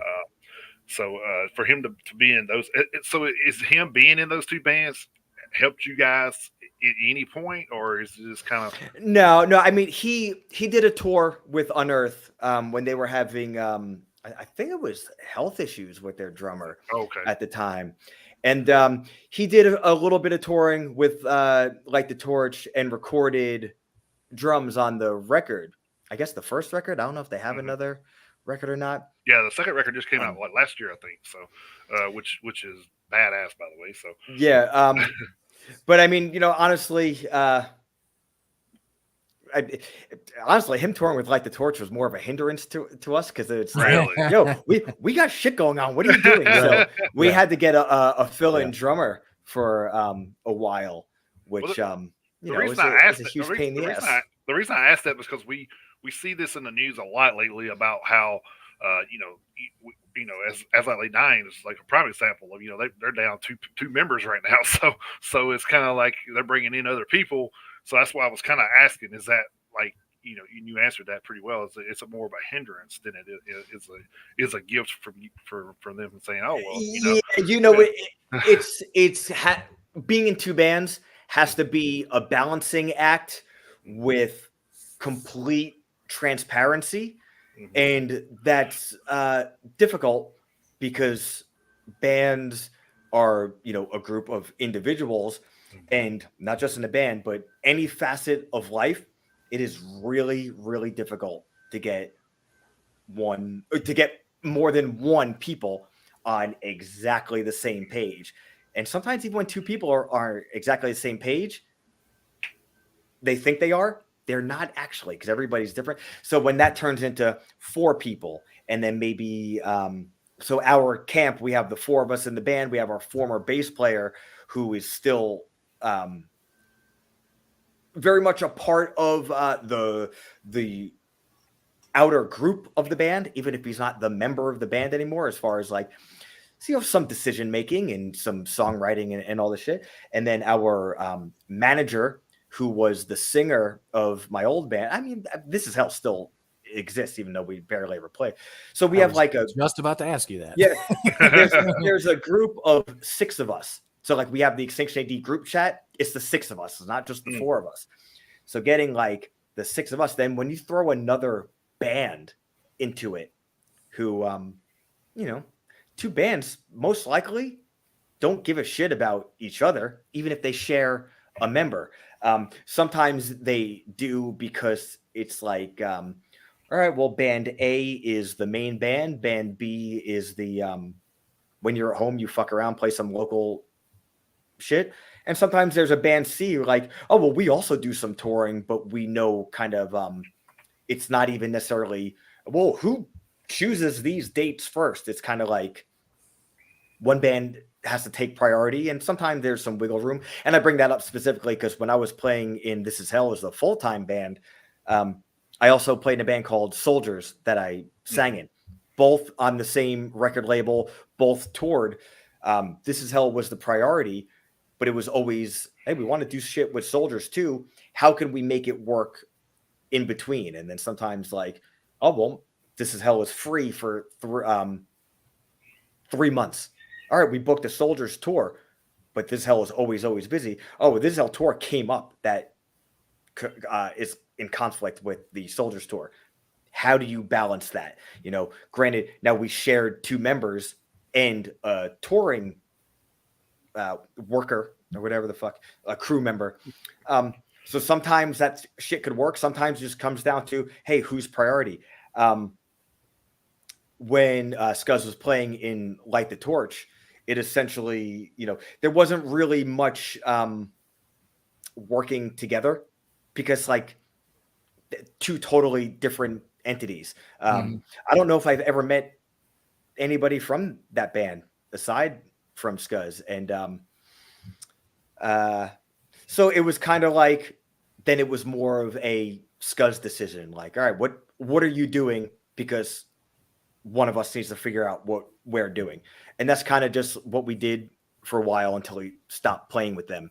And I was kind of like, all right, cool. Now we are, regular whole again. Because, dude, if you need to get a fill-in musician, the drummer is the most pain in the ass to get a fill-in, because like I don't know how much experience you have with drummers, but drummers are like a very specific type of person in their brain. So dealing with drummers is difficult enough. Dealing with a fill-in is that much more difficult. Although the last fill-in we had drummer is a Canadian guy named Zach Bray, who plays in a band called Salem Trials. And dude, what a fucking warrior. The last tour we had him on wasn't even a band conflict. It was just a life conflict where we were about to leave for a 6-week tour. And just, Scuzz, we all have regular lives, and that shit's going to happen. Scuzz had some regular life shit that's like, yo, this is the worst thing in the world. I can't do the tour. So like his circumstances, understandable. We just need to hanker down and figure it out. We found Zach Bray, I think 6 days before the tour. Hey, we're doing this 6-week tour. We're playing for a half hour. These are our songs. Can you learn these songs? Send us like 1 or 2 of the songs. Send us a video. If they're good enough, come to Long Island. We'll practice for 3 days. And then we'll go out on a 6-week tour. And he did it. He not only nailed it behind the drums, but like personality wise, what an amazing band member. So we hit the fucking jackpot with Zach last time. So I don't know how we got on this conversation, but hey, look, trust us. This show, we should have called it the metal rabbit hole. Is what we should have called it. This because we should have go down a lot. So this show never travels in a straight line. Guess or not? No. It's one of the things like we were talking about last week. Is like, yeah, we could go out here, we could pre-record this and then post what we wanted to or whatever. But just like my internet went out in the beginning of this damn show, it's the live feeling of hey, we're live. Shit happens. We recovered. We're on a good pace. So I mean, like I said, I'd rather it be more genuine, and be live and genuine than to be fake and then post shit later and cut half the damn interview out that I thought was great. You know what I mean? It's like, and luckily we're on a platform where if we go, the radio shows. The radio part of it can go like 2 hours, 45 minutes. That's what we're scheduled for on the radio. But this part of it, we can go all damn day if we wanted to. I mean, that's just, and that's just that's the good part of it. But yeah, it's never I guess I never the same pattern. I mean, we have like our parts of the show we do on a regular basis, but it's never the same. Like something that happened. Gets me on a rant or Chris on a rant or especially when we talk about award shows and the Hall of Fame. So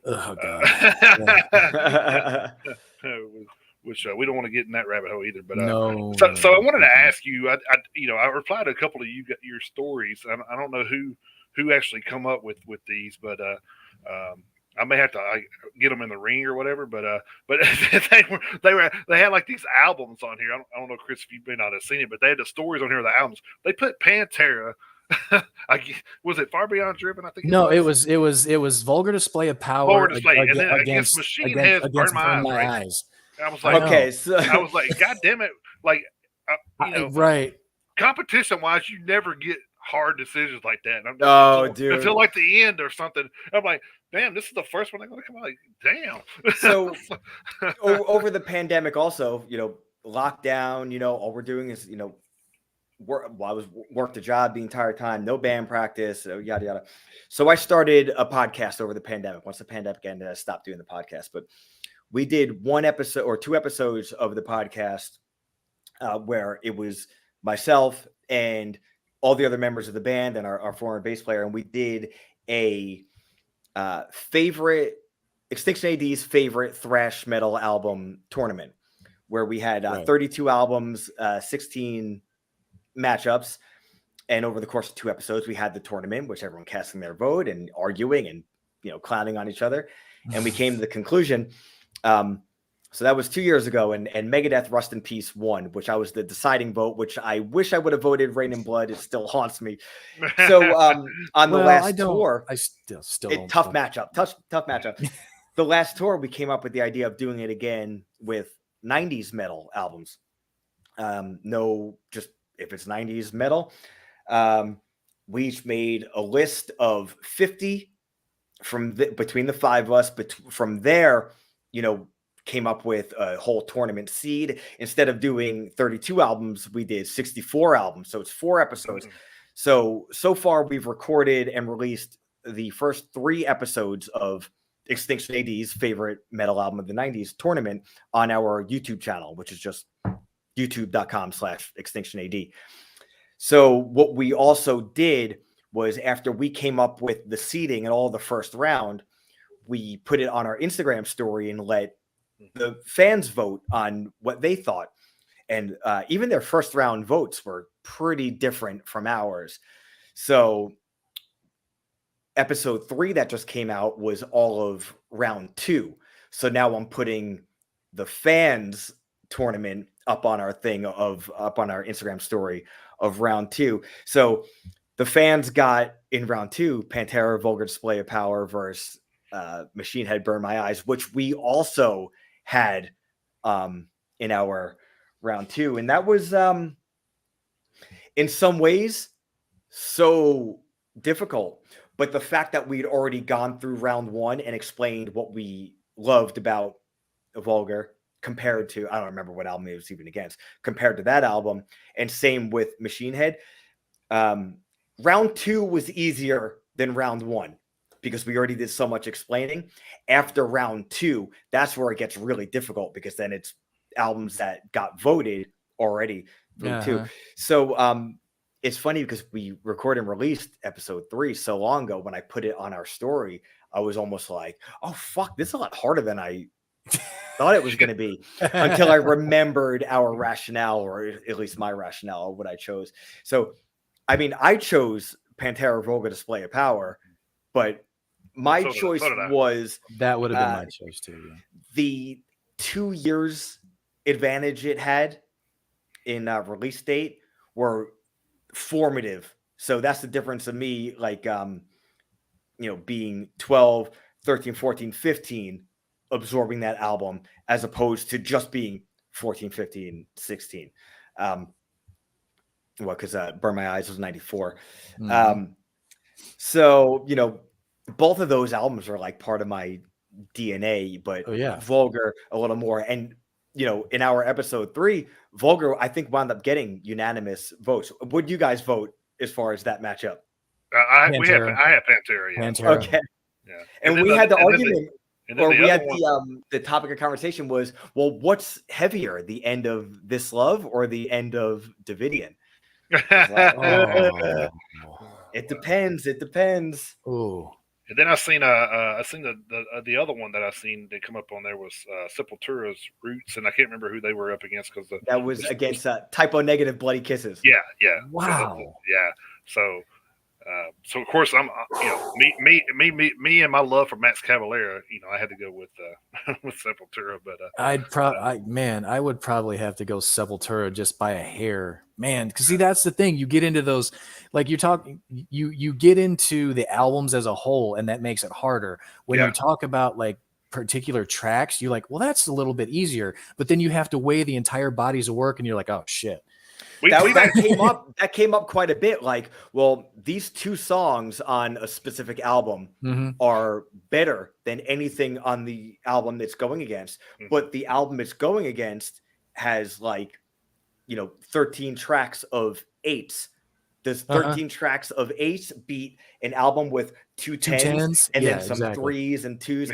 And it's crazy, because then you wind up bringing up things about an album that you love that are negatives, and almost talking about like, well, this beats this because this isn't as good because of this, that, and the other thing. And then I mean, I sometimes feel bad, like, oh my God, I'm talking bad about this album that like I would probably fight someone over if they came up to me and said, hey, you know that the self-titled Alice in Chains album sucks. I'd be like, oh, okay, you know, like I'll let you pick a weapon. I'm not going to even pick a weapon and let's fight this out. And then I'm having the conversation like, yeah, I mean, I really love that album, but I'm picking Fear Factory Demanufacturer over Alice in Chains self-titled because I want to listen to that all the way through. But like, if it really comes down to it, I'm fine with skipping Frogs from the Alice in Chains album. Yeah. And it's like, dude, we go at each other, man. Like we insult each other, we argue, I mean, we're always like that. So we just let it hang out on the show. You know, we bash each other. We really tear each other apart for some of the decisions we make. But dude, it's a lot of fun. And you know, the reason why these things are fun is because when you go and see us, when you listen to our album, like I said, you hear the aggression, you hear the frustration, you hear the bus driving 100 miles an hour into a brick wall. When you see us live, you get that aggression, you get the raw live energy, but you also get the fun aspect of it. And like, hey, we're lighthearted. When we do the YouTube show, specifically these episodes, because we also did a show that is on the YouTube called It's Go Time, You Asshole, which is the four of us drinking energy drinks and reviewing them while making dumb jokes. But when we sit down on a podcast format for the 90s metal album tournament, it's an hour and a half of us going deep about why we love an album or why we hate an album, but you also get that kind of sneak peek what it's like in the van. We're like, yeah, we're listening to music and talking about music, but we're also like clowning on somebody the point of, oh, can you guys stop? It's not funny anymore. And then at that point, we're like, oh, he's actually upset. Let's really dig in that much more until now he's it's super funny. Until he's on the verge of breaking. And then instead of breaking, he's going to level everybody else with more insults. And I mean, it's a lot of fun. We kind of did something. We've done something similar on this show where we would put out on our Facebook page, and we put years on there, and we would get the people that are on the page to vote, and then we would take that year and we would break down our top 10 albums from that year. Oh, I love that, man. Yeah, so we've done that a couple of times, and actually I think the Vulgar, was it Vulgar or Far Beyond? It was Far Beyond Driven, wasn't it?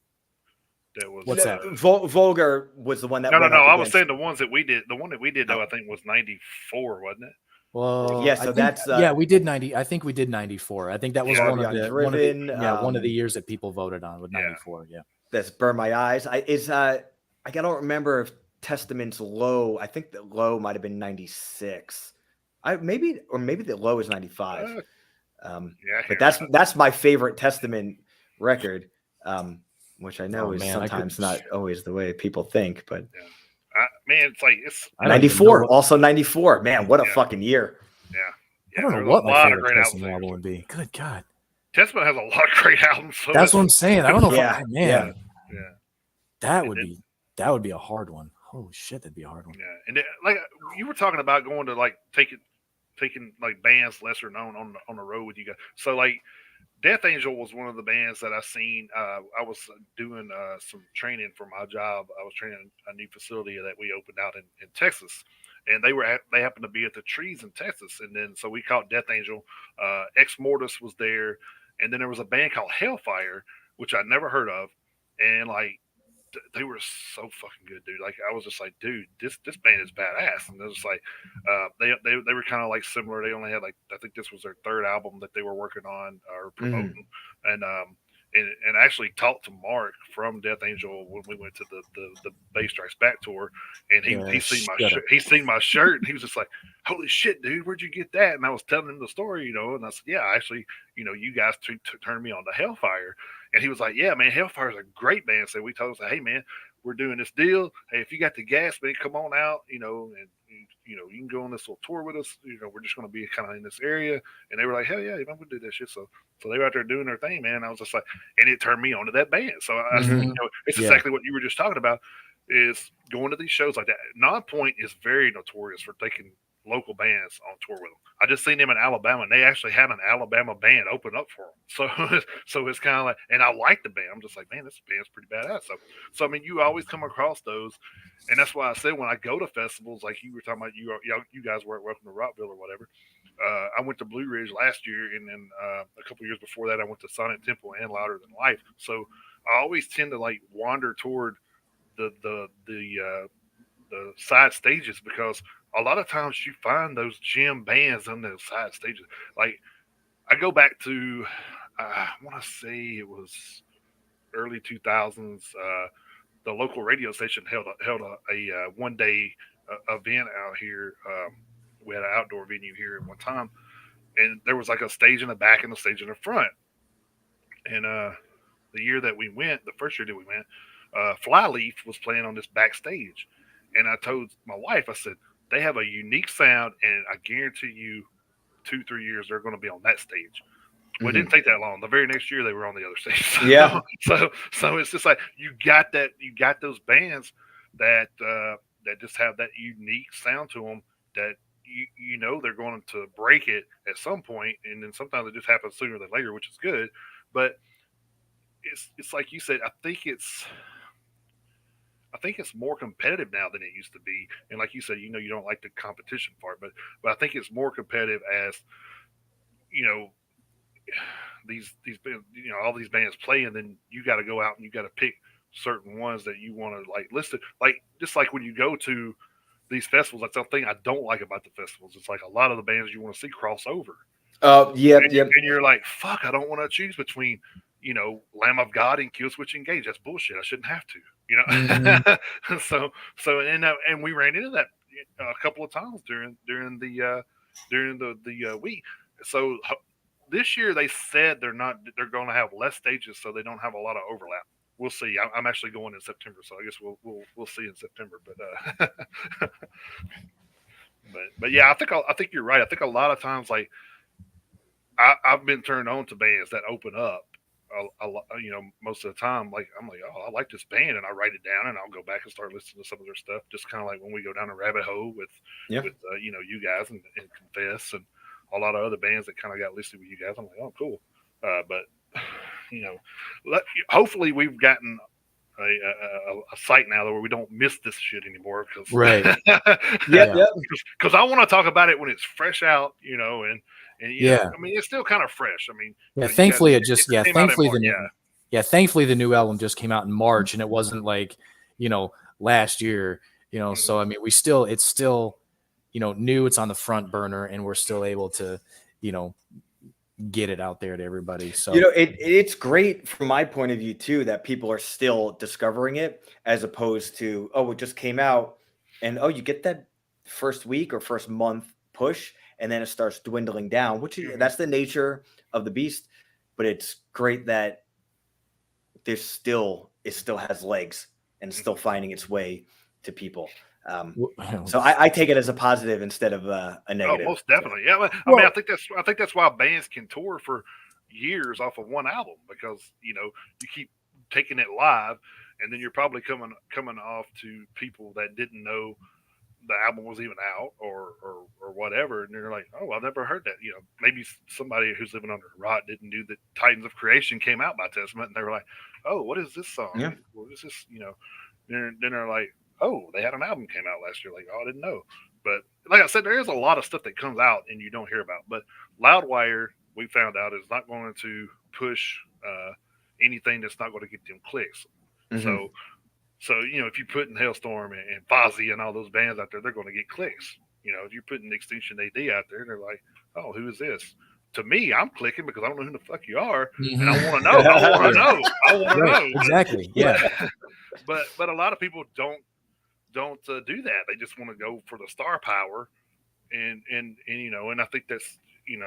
think that's where a lot of good bands get lost, because Right. a lot of people aren't digging deep, and that's why I like doing what I do right now, It's Same. because I'm able to dig deep, and I'm able to go through 7 or 8 albums a week and be like, oh, this is great, or oh, this is kind of death metal. I'm not really into that, or whatever the case may be.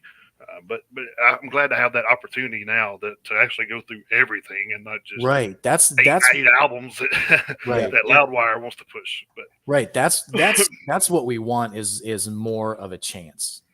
Because Rick, you said you looked at it more of a positive than a negative, that an album still has legs because not everyone started listening to it on March 18th. Not everybody started listening, and yeah, I can agree to that, but the fact that we didn't even have a chance at the time that the album came out, that's the frustrating thing for us, as far as trying to be the host of a podcast and trying to do what we do with bands that that aren't on the front page of every single one of these websites. We're trying to not be that, because there's plenty of that already. We're not trying to be a copycat of another. Hey, here are the front page bands, go.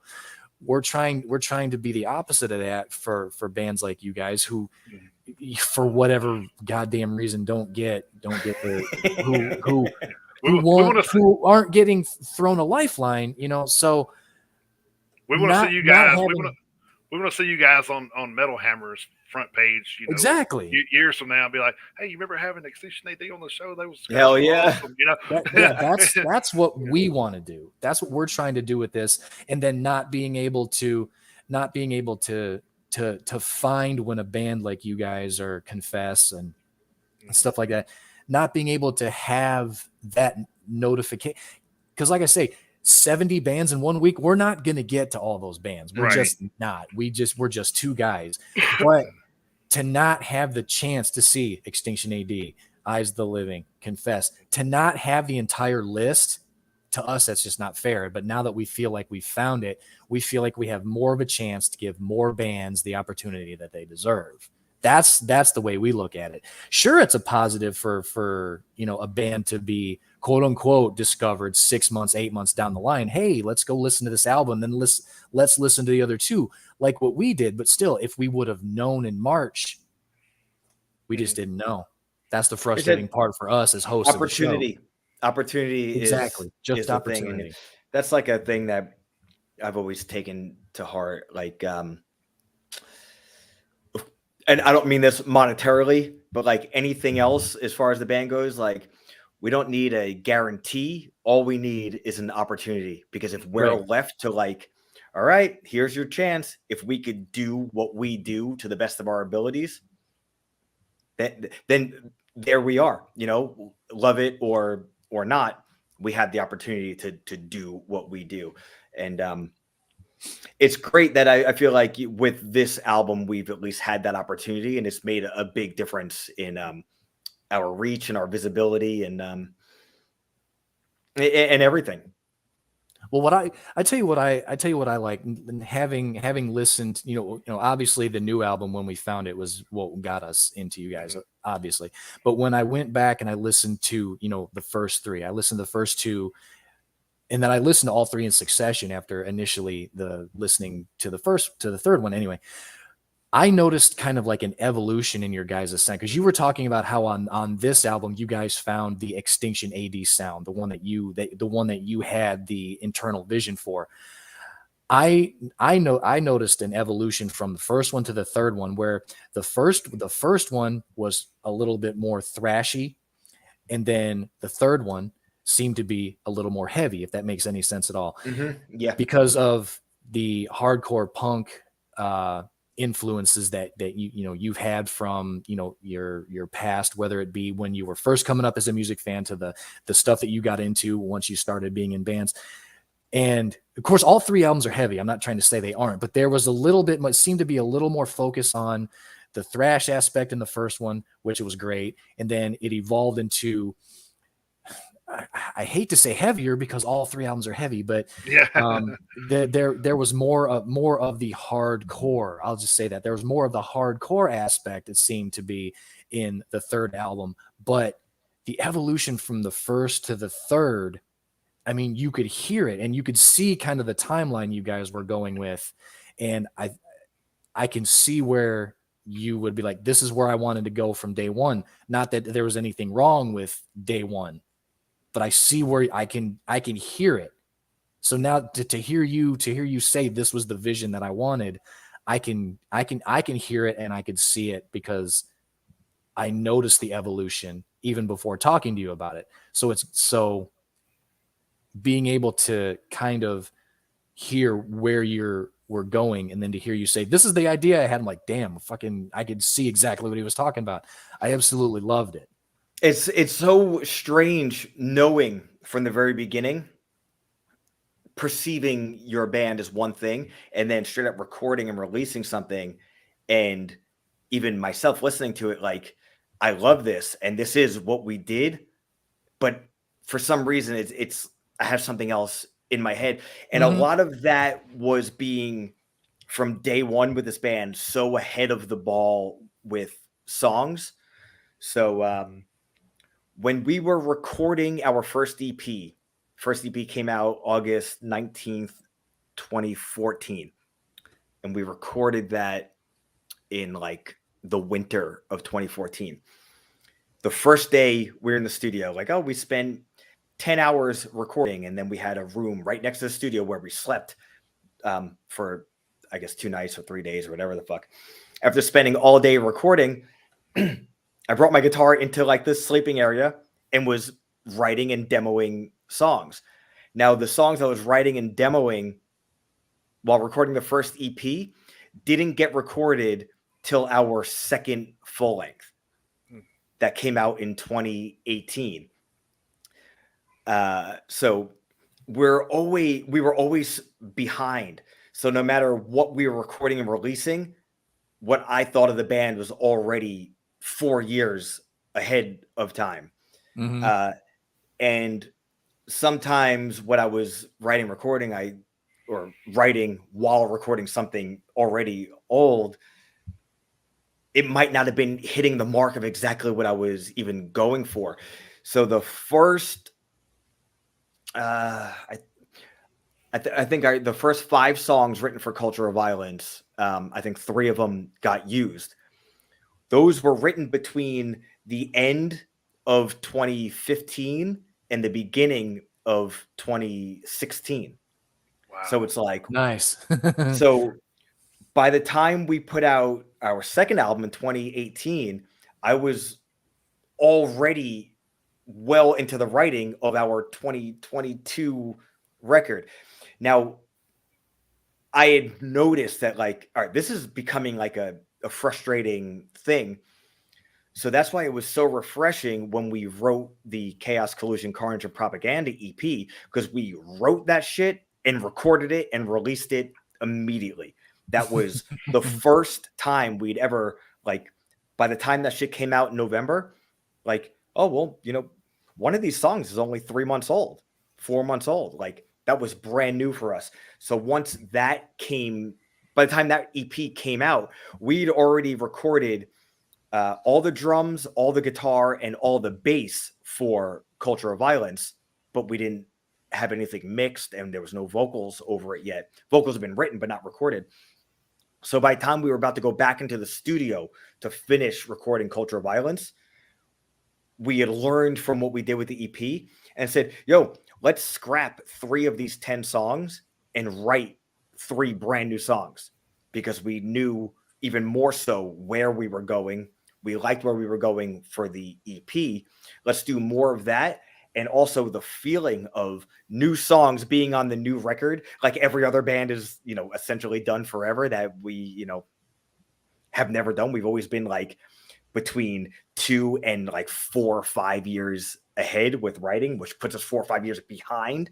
And it's funny because I think 3 of the best songs on the record were the ones written like 3 weeks before we went in to record the record, and we'd never done that. So by the time it came out, we're like, yo, this shit is fucking fresh to us. And that's like a brand new feeling. The song Culture of Violence, the song Mastic, and the song National Disaster. Those songs were written after the EP came out. And we had to go back into the studio, not just to finish the record and put the finishing touches on it, just straight up like, oh, we also have to fit in recording, resetting up drums and recording drums. That's the biggest pain in the ass in recording. But we did all of that, redid the guitars or I recorded the guitars and then went in. I had to write lyrics, do the vocals and all that shit. We submitted the finished album with hours to spare with the deadline. Did the same thing with the first video for this album, and the same thing with the artwork. Every 3 different deadlines, everything submitted with hours to the deadline, which in some ways, that's stressful as hell. I don't ever want to do that again. But on the other hand, it was so exciting that by the time everything was hitting publication, it was still fresh. Every other album, by the time it comes out, I'm sick to death of hearing it. I've listened to the demos for 2 or 3 years, and then I just spent all this time in the studio, playback, go back, let me redo that line, let me punch in that guitar part. Not having that with this release, and I don't want to go into a long story. I've told this a million times with other people, but the artwork, the ups and downs of what we were trying to do, what we came up with, what we scrapped, what we came up with, the process of doing our artwork was a real heavy experience, which is interesting because the cover is the most simple thing we've ever done. So much so that some dude who's a troll of ours specifically, doesn't even follow us on the internet, but tries to troll us, and he's not very good at it. But this I actually thought was funny. They usually aren't. Well, at least I'll give him credit. This one's funny. He goes, "This is the cover. This looks like it was done in Microsoft Paint," which it's funny. The cover is so simple because the rest of the artwork, we couldn't put the. Do you remember the Slayer Divine Intervention debacle, and then the Slayer God Hates Us All debacle? You gotta change the cover. What we had initially planned, we could not put on the cover, which we put in the rest of the artwork. It's graphic, it's heavy. People have the CD. I can't wait for people to get the LP because the artwork on the LP is a fucking journey to me. And putting the artwork together was a heavy experience because the cover is done on Photoshop, as things are. Everything else artwork wise on the record was done practical with photographs and fine art, and then having to take pictures of photographs and fine art to get them into the computer to put it on the layout and everything. But even that, it was an experience coming up last minute, having to come up with a different concept for the entire album artwork, and then coming up with something that once we finished coming up with the idea, I felt like we were almost shying away from doing that. Because it's do we really want to go that far? No, let's stay more ambiguous, until we said, fuck it, let's dive in. This musically and lyrically, this album is about this. Artwork now, aside from, the cover implies it ties it together, but the cover is not indicative to the artwork and the rest of the album. We're not mincing words. If it's I'm not really sure if this song or this is about this. I'm not sure if the band stands for this or not. There's no fucking mistake once you see the artwork of this album. It shouldn't be a mistake if you read the lyrics, but people can take the lyrics however they want. But I'm also not one of those people to be anybody can take it however they want. But if you say, what is this about? This is what this is about. I'm not going to be leave it up to your own imagination. If you're asking me, I'm going to fucking tell you, I wrote the goddamn thing. This is what it's about. And some people may really, really disagree with my, what my point of view on what these songs are about. And that is also fine. I know for a fact from speaking to people on the internet, speaking to people at our shows, and I'll even leave my regular life out of it, just show wise. I know for a fact Extinction AD is not for everyone. And that's okay. That is totally okay.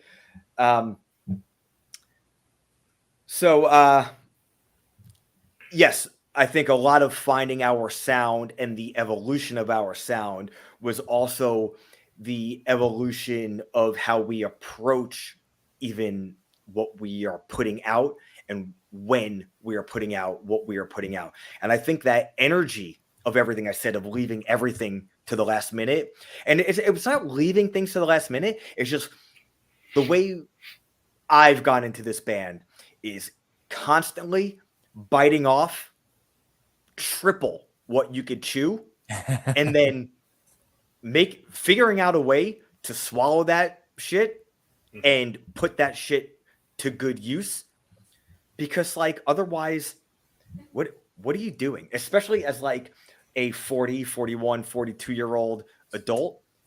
I'm gonna fucking do every single thing I possibly can in every aspect of anything I care about. Otherwise, I'm not gonna fucking do it at all. There you go. Yeah. So, I mean, if we're doing this band full out and, being the lyricist, I am more outspoken and opinionated on every single album. If I'm going to go that far, let's continue to push it musically.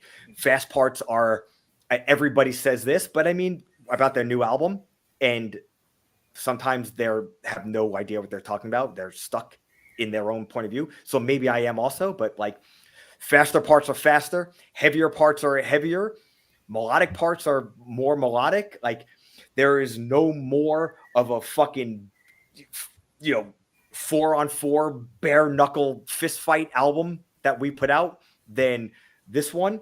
Let's go into the extremes even more. Artwork, more into the extremes. Like, all right, if you want to get a video done, we could just do a simple lyric video. Like, no, we don't want to do a lyric video off the bat. We want to also do an Extinction A.D. video. Like, all right, well, hey, here's your budget. Here's your timeline. If you want, figure it out. Like, all right, well, we just got home from a tour. We're about to leave for another tour.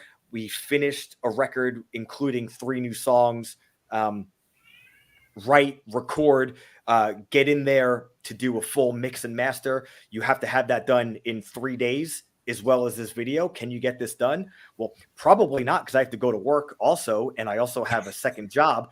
But yes, we'll do it. Like, how the fuck are you going to do that? Like, I don't know, but I will do it, and we will do it, and we did every step along the way, and that's how we were able to get 2 music videos on Culture Revive.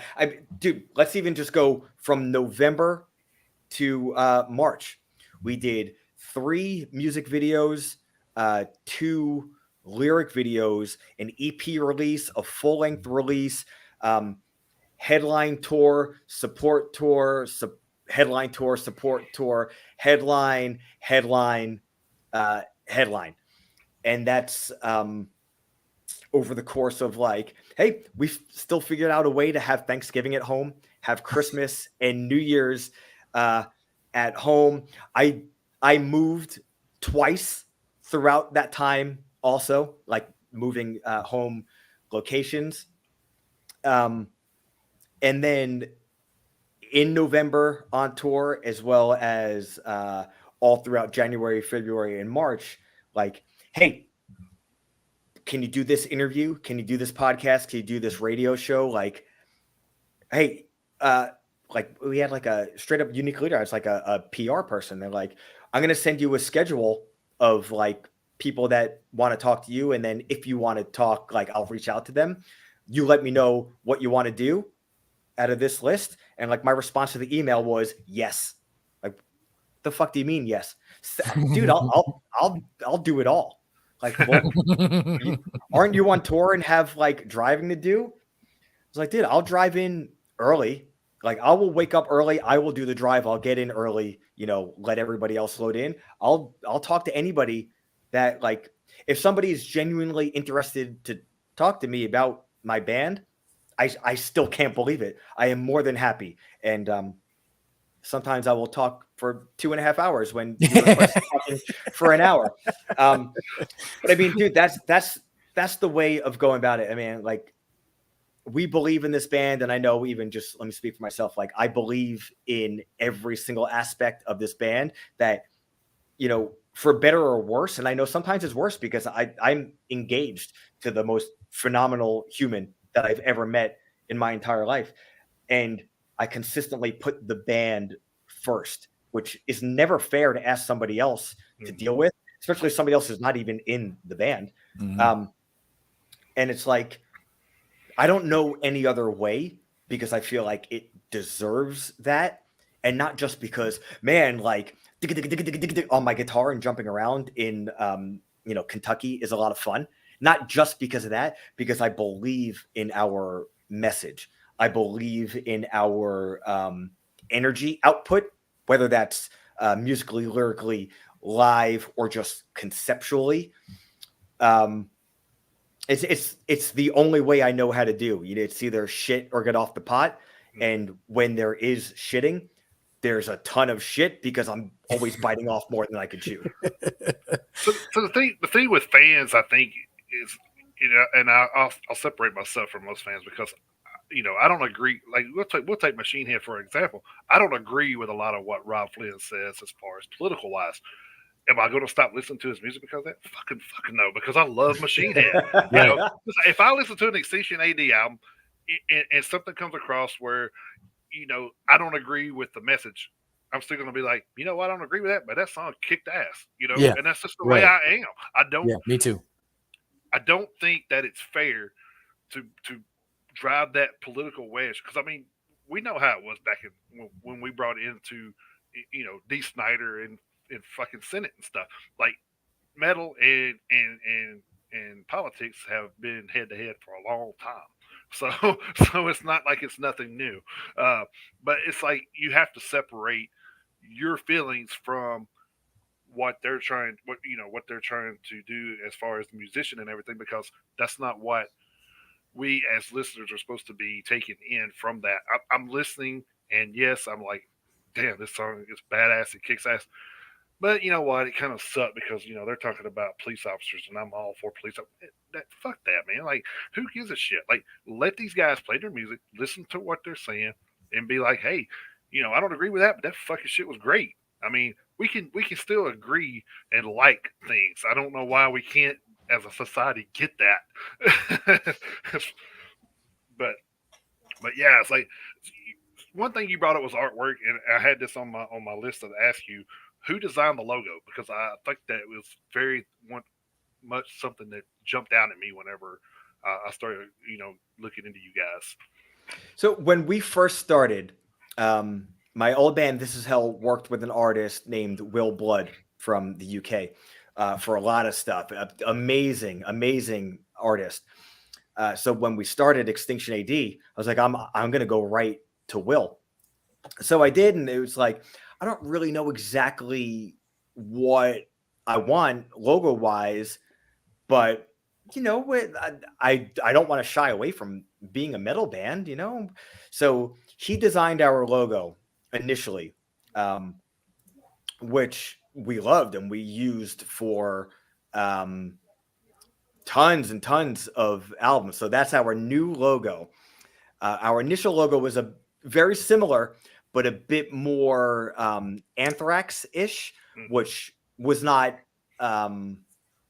a directive. It just kind of, well, you guys are a new band, and it's like thrash. It was very thrash metal. Our old logo, which I love. I mean, we're especially early on, we were very thrash metal. Totally cool. I just liked how the AD sits very well up and under.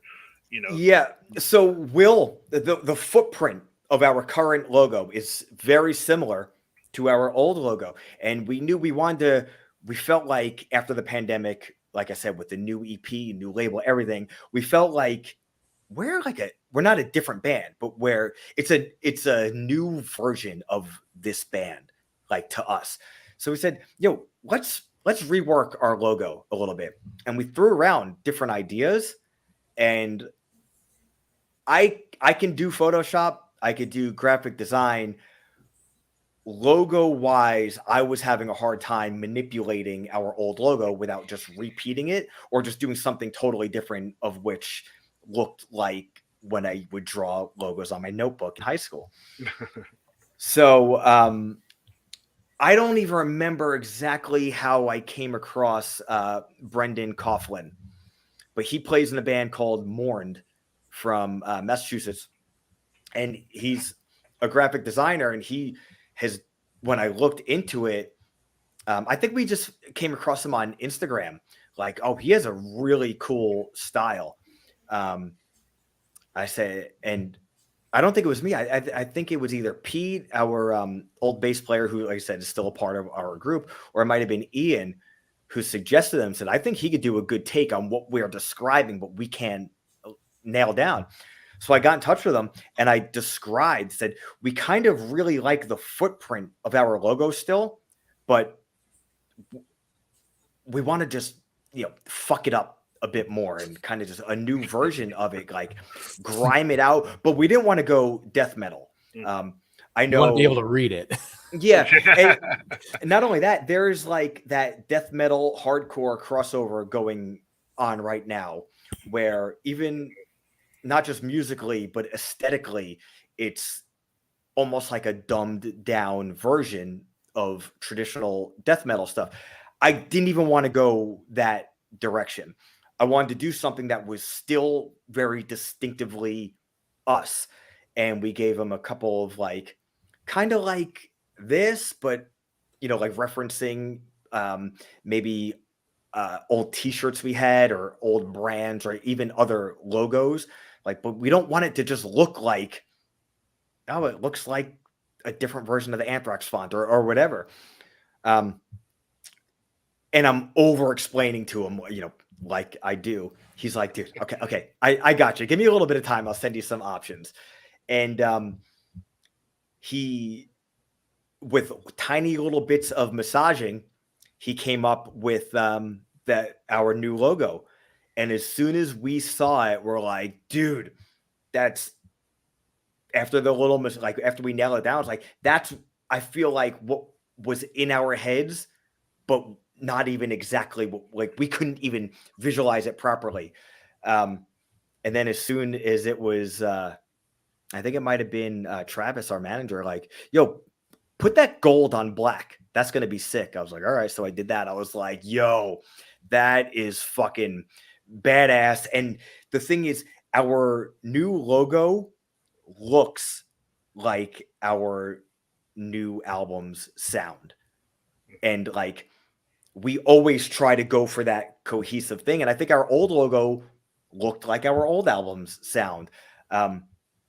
So it was really cool being able to have the initial logo designed by Will Blood, and then to be redesigned by Brendan Coughlin. He just did such an amazing job. And dude, what an easy guy to work with, and so nice. And like, he still like gets off on our stuff being like posted and viewed and stuff, that like he just reposts like, oh, here's a picture of Extinction AD with their new backdrop, because it's like the logo he designed, which we wanted to get a new backdrop because, like, we have this new logo with this new album, whatever.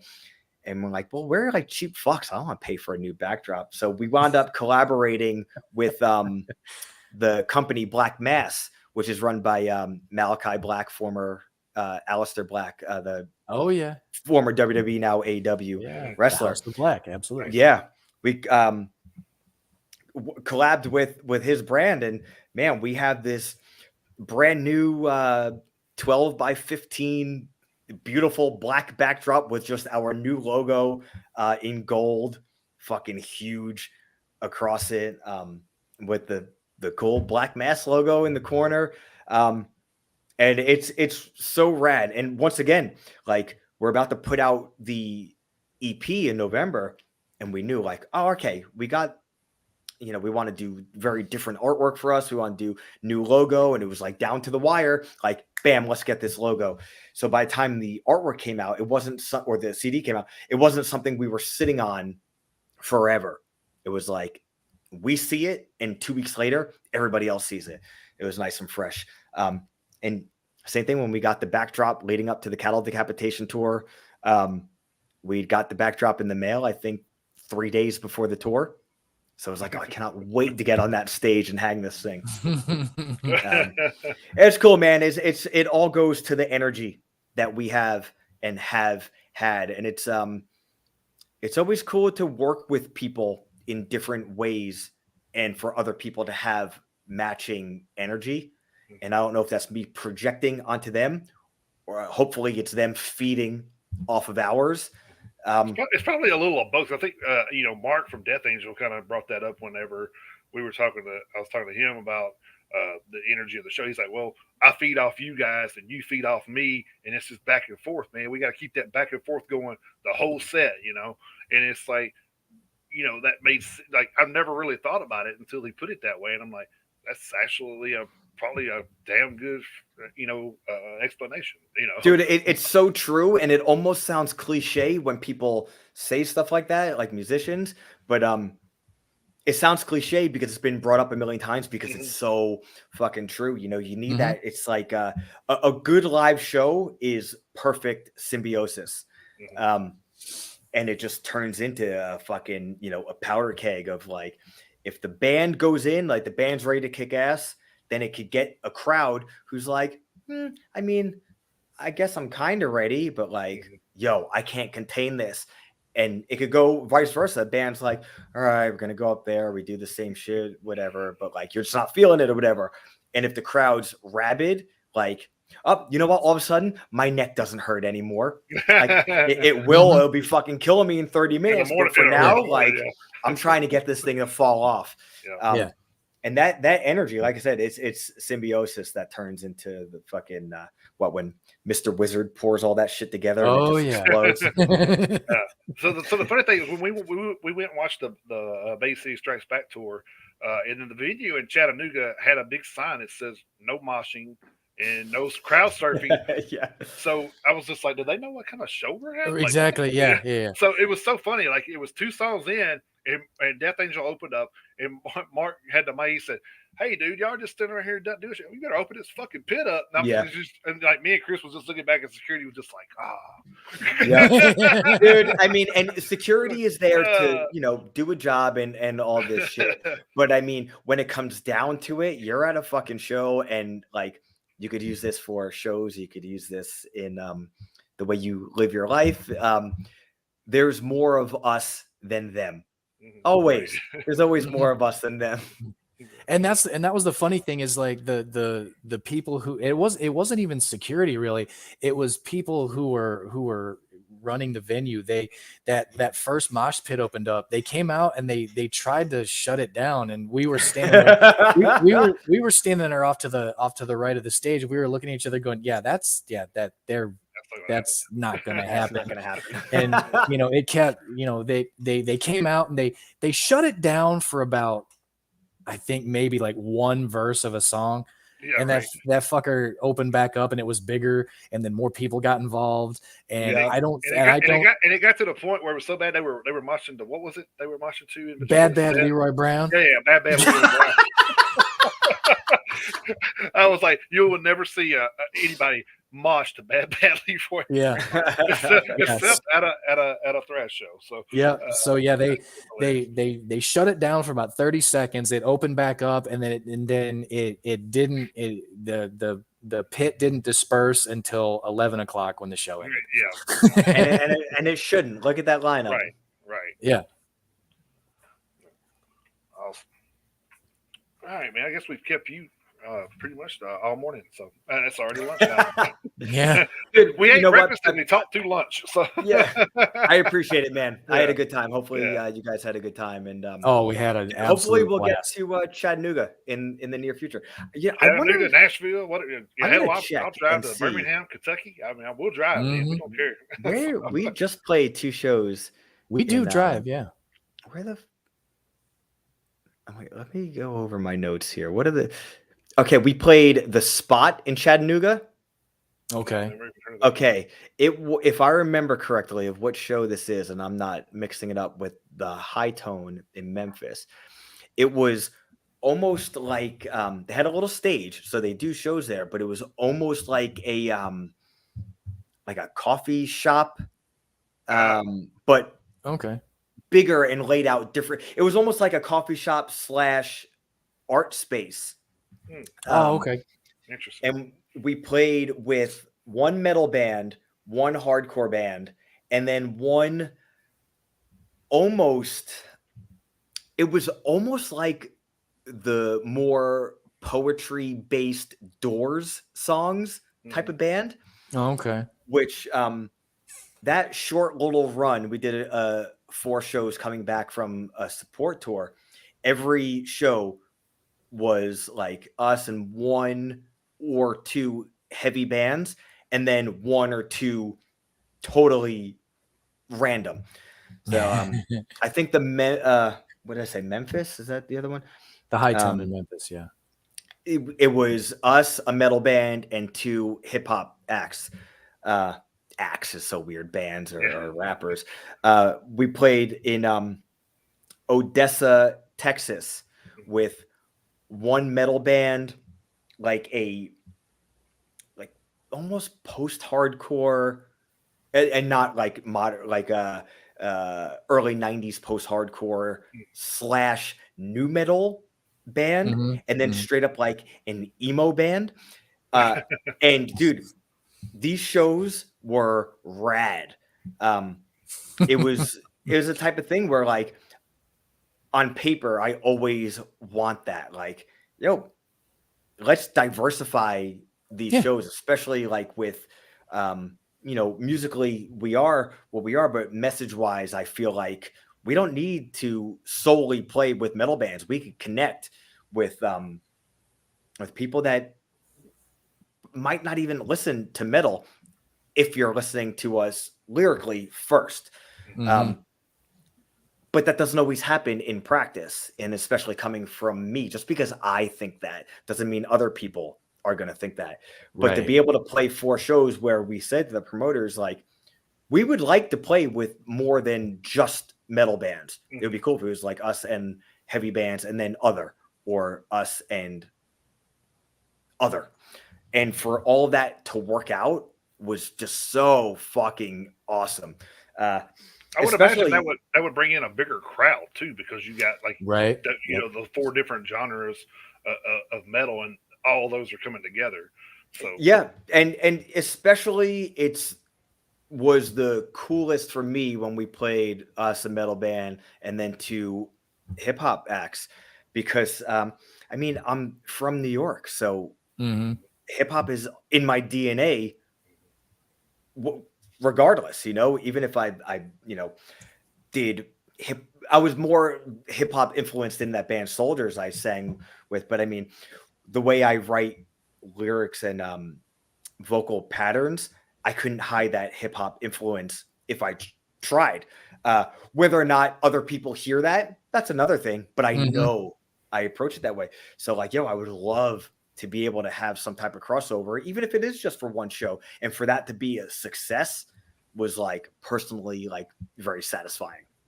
And I guess sorry, go on. And I guess even like for an artist, a little bit of a break from the norm kind of helps too. Absolutely, especially coming off of the Cattle Decapitation tour, which we were all different, very different types, the 4 bands of metal. We were all distinctly metal, playing solely metal shows for almost 6 weeks straight. Yeah. So, I want to jump in real quick for a PSA. So anybody listening to us on the radio.co app, you can go back and check us out on YouTube or Twitch or any of those outlets and catch the end of this interview. So just to give you guys a heads up. You don't have to miss anything. You just have to go and pick it up later. So yeah, the radio.co part is 2 hours and 45 minutes, and then boom. Yeah, so we don't have much control over that. We're approaching it. Yeah. I just wanted to get that out there so that they wanted to go back and check out the end of it. They can say we don't have to stop anything. We don't have to stop anything at all. But we do have 1 outlet that is rigid. So so they put us in a corner if we don't cut our mics off at a certain time. Which is fine, Yeah, like I said, we go to 140 different outlets. So I mean, the one's not going to kill us. So right, yeah. But yeah, man. Hopefully, we'll be through Chattanooga or the near areas in the near future, and we'll get to we'll just do this in real life. Like we were just talking Absolutely. about the other day out, like they were talking about, oh well, this, the Bay City Strikes Back's coming to the Brooklyn Bowl in Nashville, and I was like, hell, we're from Nashville and never even heard of that place. Like, what the fuck is that? So I mean, it's Yeah. like there's venues here that people that bands still go to that we've never even been to. So Right. so Yeah. and like a lot of times for me, that's another attraction for me to go, is because, oh, I want to check out the Mhm. See a venue new too. venue. So Yeah. Yeah. you Yeah. know.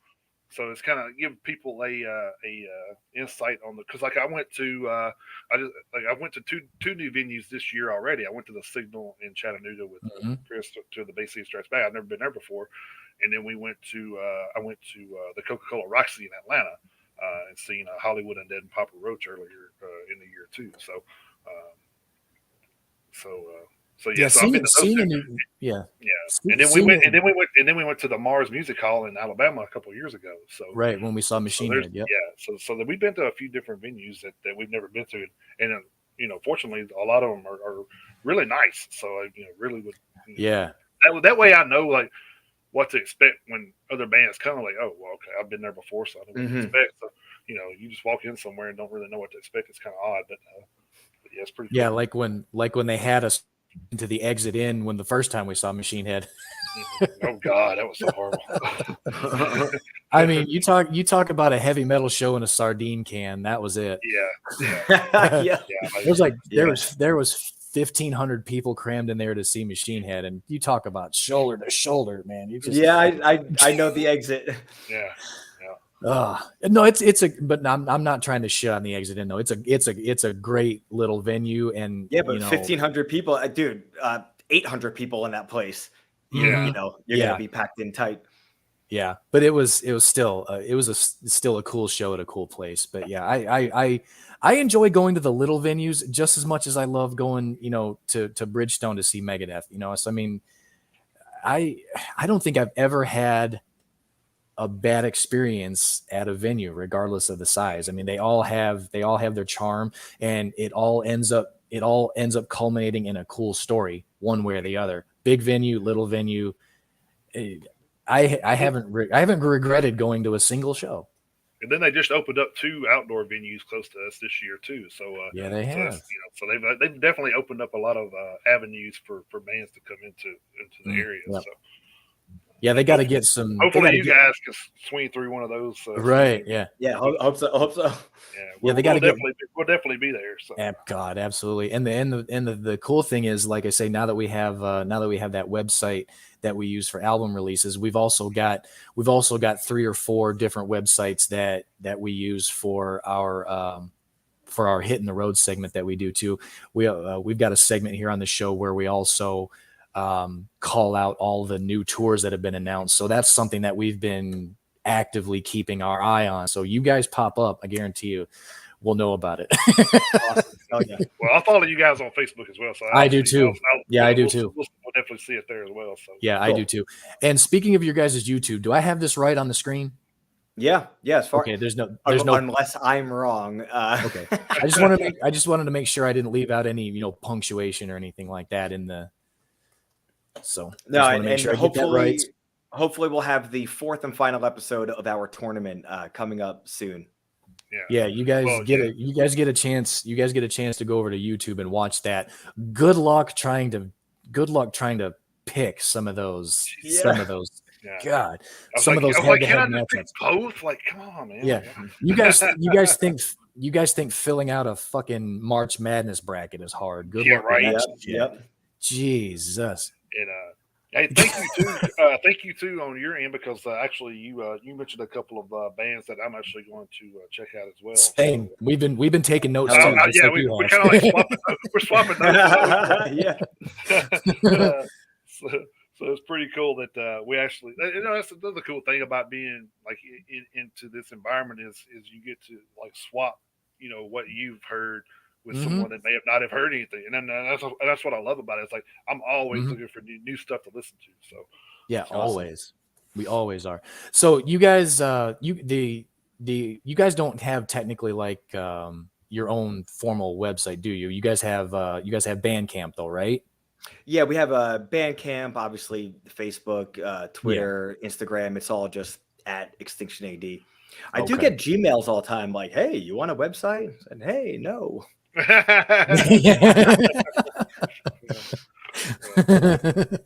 But yeah, you can find us all those places. Same thing, obviously. The YouTube. We're all over Spotify, Apple Music, Amazon, or whatever the fuck. Yeah. Anywhere you could stream stuff, you could find us. Yeah, you guys are absolutely on Spotify. We know that. Actually wanted to check that. So is there ways on there to buy merch as well, or is that just kind of live thing? we have a couple of different merch stores. We have a merch store on nightshiftmerch.com. We have a merch store through Seasons of Mist. We have a merch store through Unique Leader. And as far as direct through us, every so often we'll put up stuff on the Big Cartel site, but because we've been so busy touring everything through us, we've been saving just for the tour. So Night Shift merch and Unique Leader, their merch store. Those are the ways to go. Just so everybody is aware that the album Culture of Violence and their previous albums are all available on Amazon, so you can purchase those there. So. And I did see a merch link on your guys' Facebook page last night too. So cool, nice. Yeah, plenty of ways to buy plenty of good shit. Yeah. I saw. Awesome. I actually saw on that Facebook link. I actually saw a red shirt with the logo in black that I'm probably going to pick up. That was badass. Yeah, it's funny. Red with the black was something that we wanted to do for so long. Was we keep putting it off. It's like, the original Iron Maiden shirt, red shirt, black ink. We got to do one. So finally, we were able to pull the trigger on it. Yeah. I thought maybe he just went NWO Wolfpack on us or something. Yeah. Okay, I'm gonna pick up the red one with the black logo because I got plenty of black shirts. Plenty of black. So every now and then when I can pick up one in a different color, I do. I like that. So I am gonna snag one of those red ones. I actually dig that a whole lot. But yeah, there's plenty of ways you guys can pick up the merch. Plenty of ways you can listen to the band. You can buy. You can pick up the physical copies for all of us old timers out there who still do that. And the vinyl is still up for order. Everything's obviously up for order, but the vinyl is approaching finally. Cool. So there you go. You can have that too. But man, thank you guys so much. I really appreciate it. And you really sold me on trying to buy this stuff when you said there's additional artwork. I'm like, oh, exactly. I definitely have to buy it now because now I want to see what the hell's in there. Cool. But yeah, thank you guys. Yeah, thank you. We appreciate you taking time out of your day, and hey, seriously, don't feel bad at all about going off on tangents because hopefully this won't be the only time we talk. So the next time you come on the show, you'll know that you can talk as long as you want. All right. Yeah. We'll do it again soon. Yeah. Appreciate it. All right. Thanks a lot, guys.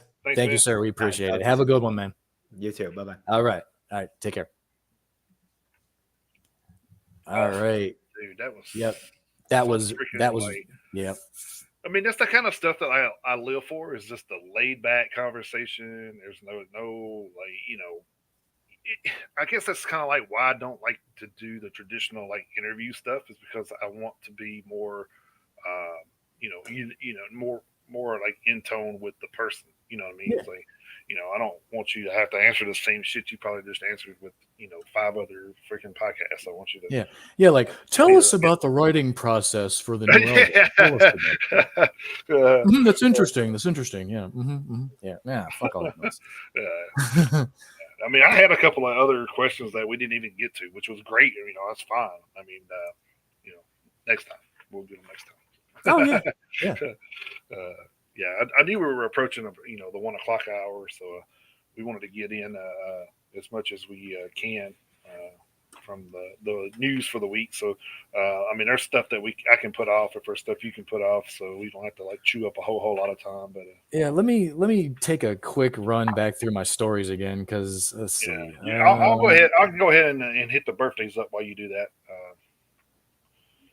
Because I think pretty much everything I have. I don't think there's anything that's going to be super duper affected by. Well, I know we're going to have to talk about some of the exits and entrances from bands. We probably need to cover that part, and then I think we got a death or two to cover. So yeah, we do. So definitely want to get those. But yeah, go ahead and knock out the birthdays. That's cool. Yeah, let me knock that out, 'cause it's a real quick list anyway. So I got May 29th. We have Blaze Bailey from Wolfsbane and formerly of Iron Maiden, of course. Then we had David Buckner, drummer for Papa Roach from 93 to 07. May 30th, we had Chris Van Jarsvold, guitarist for Sleaze Bees. Bet you ain't heard that name in a while. Tom Morello, a guitarist for Audio Slave and Rage Against the Machine, of course.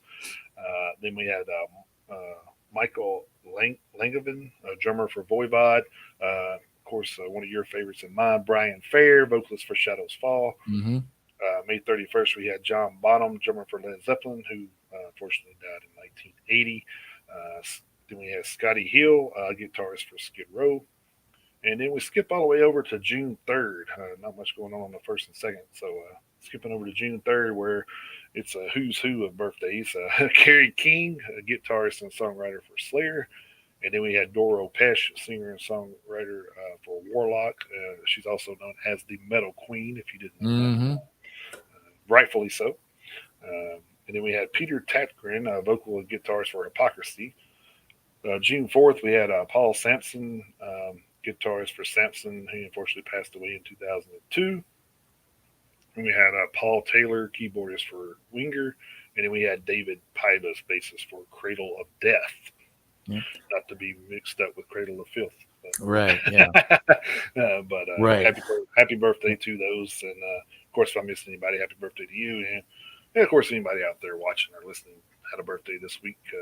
Happy birthday to you as well. So, yep. And I want to wish a quick happy birthday to the man, the myth, the legend, the Metalhead Marv, who runs the This Day in Metal Twitter page and Facebook page, who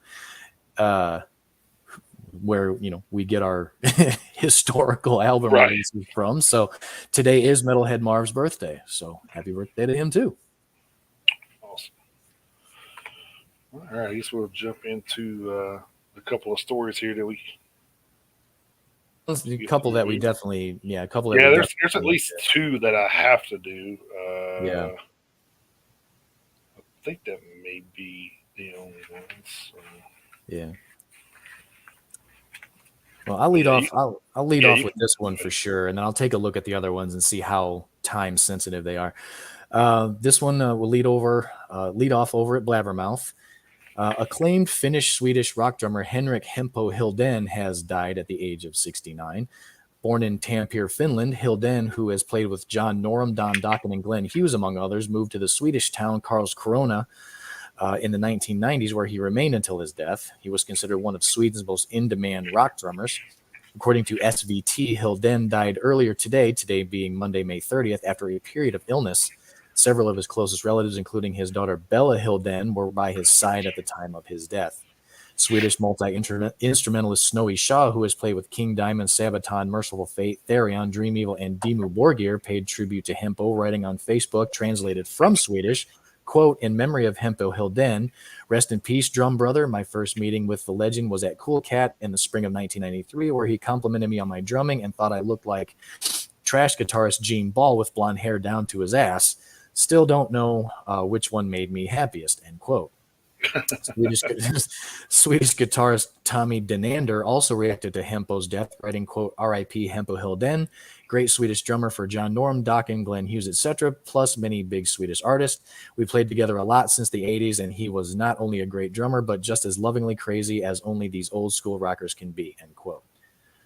Norum stated in a statement, quote, "I'm devastated by the news I received that my dear friend and drummer Hempo Hilden passed away. Hempo was a fun-loving guy with a heart of gold and an amazing drummer. My thoughts and prayers go out to his family. R.I.P. my friend." So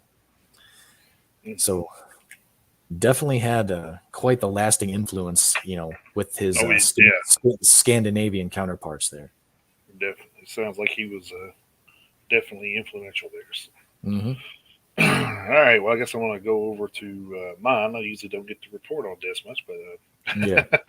Here we go. Ken Kelly, one of the most successful fantasy artists who is responsible for many album covers for rock bands such as Kiss, Rainbow, and Manowar, has reportedly died at the age of 76. Kelly's passing was confirmed earlier today, which I don't remember if this was 2 days. I think it was 2 days ago, by his friend Dan. Or no, it was yesterday, right? Yeah, it was yesterday. Yeah. Yeah, because it was like a last minute news story. By friend Danny Stanton, president and founder of Coalier Entertainment. Stanton wrote simply, "Rest in peace, Ken Kelly. You will always be a legend in the Kiss world. Such a great guy, artist, and friend." Over Kelly's 50 plus year career, he has focused in particular on paintings and the sword and sorcery and heroic fantasy subgenres. Early in his career, he was able to study the paintings of Frank Frazetta in the latter's studio, but Frazetta never let out his trade secrets. In the early 1970s, he did a couple of cover paintings for Castle of Frankenstein magazine. Throughout the 1970s, he was one of the foremost cover artists on Warren Publishing's Creepy and Eerie magazines. Kelly has depicted Conan the Barbarian and Tarzan while also creating the artwork for Kiss's Destroyer and Love Gun, Rainbow's Rising, and several albums from Manowar and Ace Frehley's Space Invader records. His work often portrayed exotic, enchanted locales and primal battlefields. He developed the artwork for Coheed and Cambria's album Good Apollo, I'm Burning Star 4, Volume 2, No World for Tomorrow. That's not a mouthful. And a painting of his was used as the cover art for Alabama Thunder Pussy's 2007 release Open Fire. 2012, one of Kelly's paintings was used for the cover of Electric Magma's 12-inch vinyl release, Canadian Samurai 2. Kelly has been a guest at the Kiss Kiss by Kiss by Monster mini golf course in Las Vegas, Nevada, doing autograph signings for Prince for the classic Kiss albums that he has drawn cover art for over the years. So man, definitely a guy that was into a lot of different stuff, but definitely made a mark on the album cover world and the metal industry. So Yeah, whether any of us realized it or not. I mean, just by right, yeah. seeing his work, yeah. So millions and millions of eyes. All right, so let's see. Well, I want to read this one for I sure think I because just this is got one more. I want to read this one for sure because this was something we posted on earlier in the year. I think back in February it may have been, but Okay. staying over at Blabbermouth. The house that was once owned by Pantera drummer Vinnie Paul Abbott in Arlington, Texas, has reportedly been demolished just weeks after it was sold to an anonymous buyer. In early April, okay, it was April, not February, sorry. In early April, Derek D-Rock Walker, the former promotional director for the Ride for Dime event, a motorcycle procession in honor of late Pantera guitarist Dimebag Darrell Abbott, took to his Facebook page to share new photos of Vinnie property, and he included the following message, quote, "Absolutely gut-wrenching and heartbreaking. This is what remains of the monument that was Vinnie Paul's home in Arlington, Texas.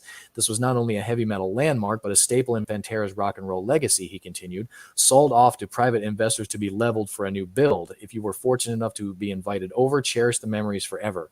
Ironically enough, the last photo of Vinnie Paul's playhouse, the quote-unquote brick wall, stands alone, end quote. While most of the commenters below Walker's post expressed their how the hell do you say that? Incredulity? I guess. I don't know. I don't know how the hell I pronounce that. That the incredulousness, so incredulity. Yeah. Incredulity. I don't know, I'm tripping over that one.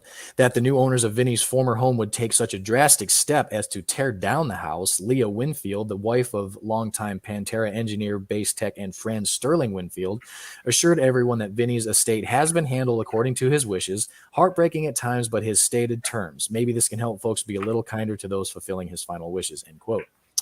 So, I guess maybe it was, I don't know, kind of part of Vinnie Paul's wishes, I guess it sounds like. Really? I don't know. Kind of weird, but anyway, if you want to see the house now, you just have to see it in pictures. So that's crazy. Oh man. This last one that I have for today is over at Metal Hammer. Wolfgang Van Halen has reacted angrily to news that the upcoming episode of Autopsy, The Last Hours of, a documentary show broadcast on U.S. TV network Reels that investigates the death of celebrities, is devoted to his father. Eddie Van Halen died in 2020 after a long battle with cancer. The show, which is presented by Dr. Michael Hunter, chief medical examiner in San Joaquin County, California, has previously broadcast shows about the deaths of a number of musicians, including Tom Petty, David Bowie, Lou Reed, Chris Cornell, Greg Allman, Jimi Hendrix, Jim Morrison, Janis Joplin, Prince, Kurt Cobain, Dennis Wilson, George Harrison, and Scott Weiland. Reel's description of the show opens in a new tab, which remarks that Van Halen was surprisingly an immigrant.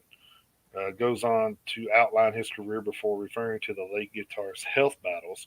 Often, this is quoted, by the way, quote, often relying on alcohol and other substances to maintain his creativity.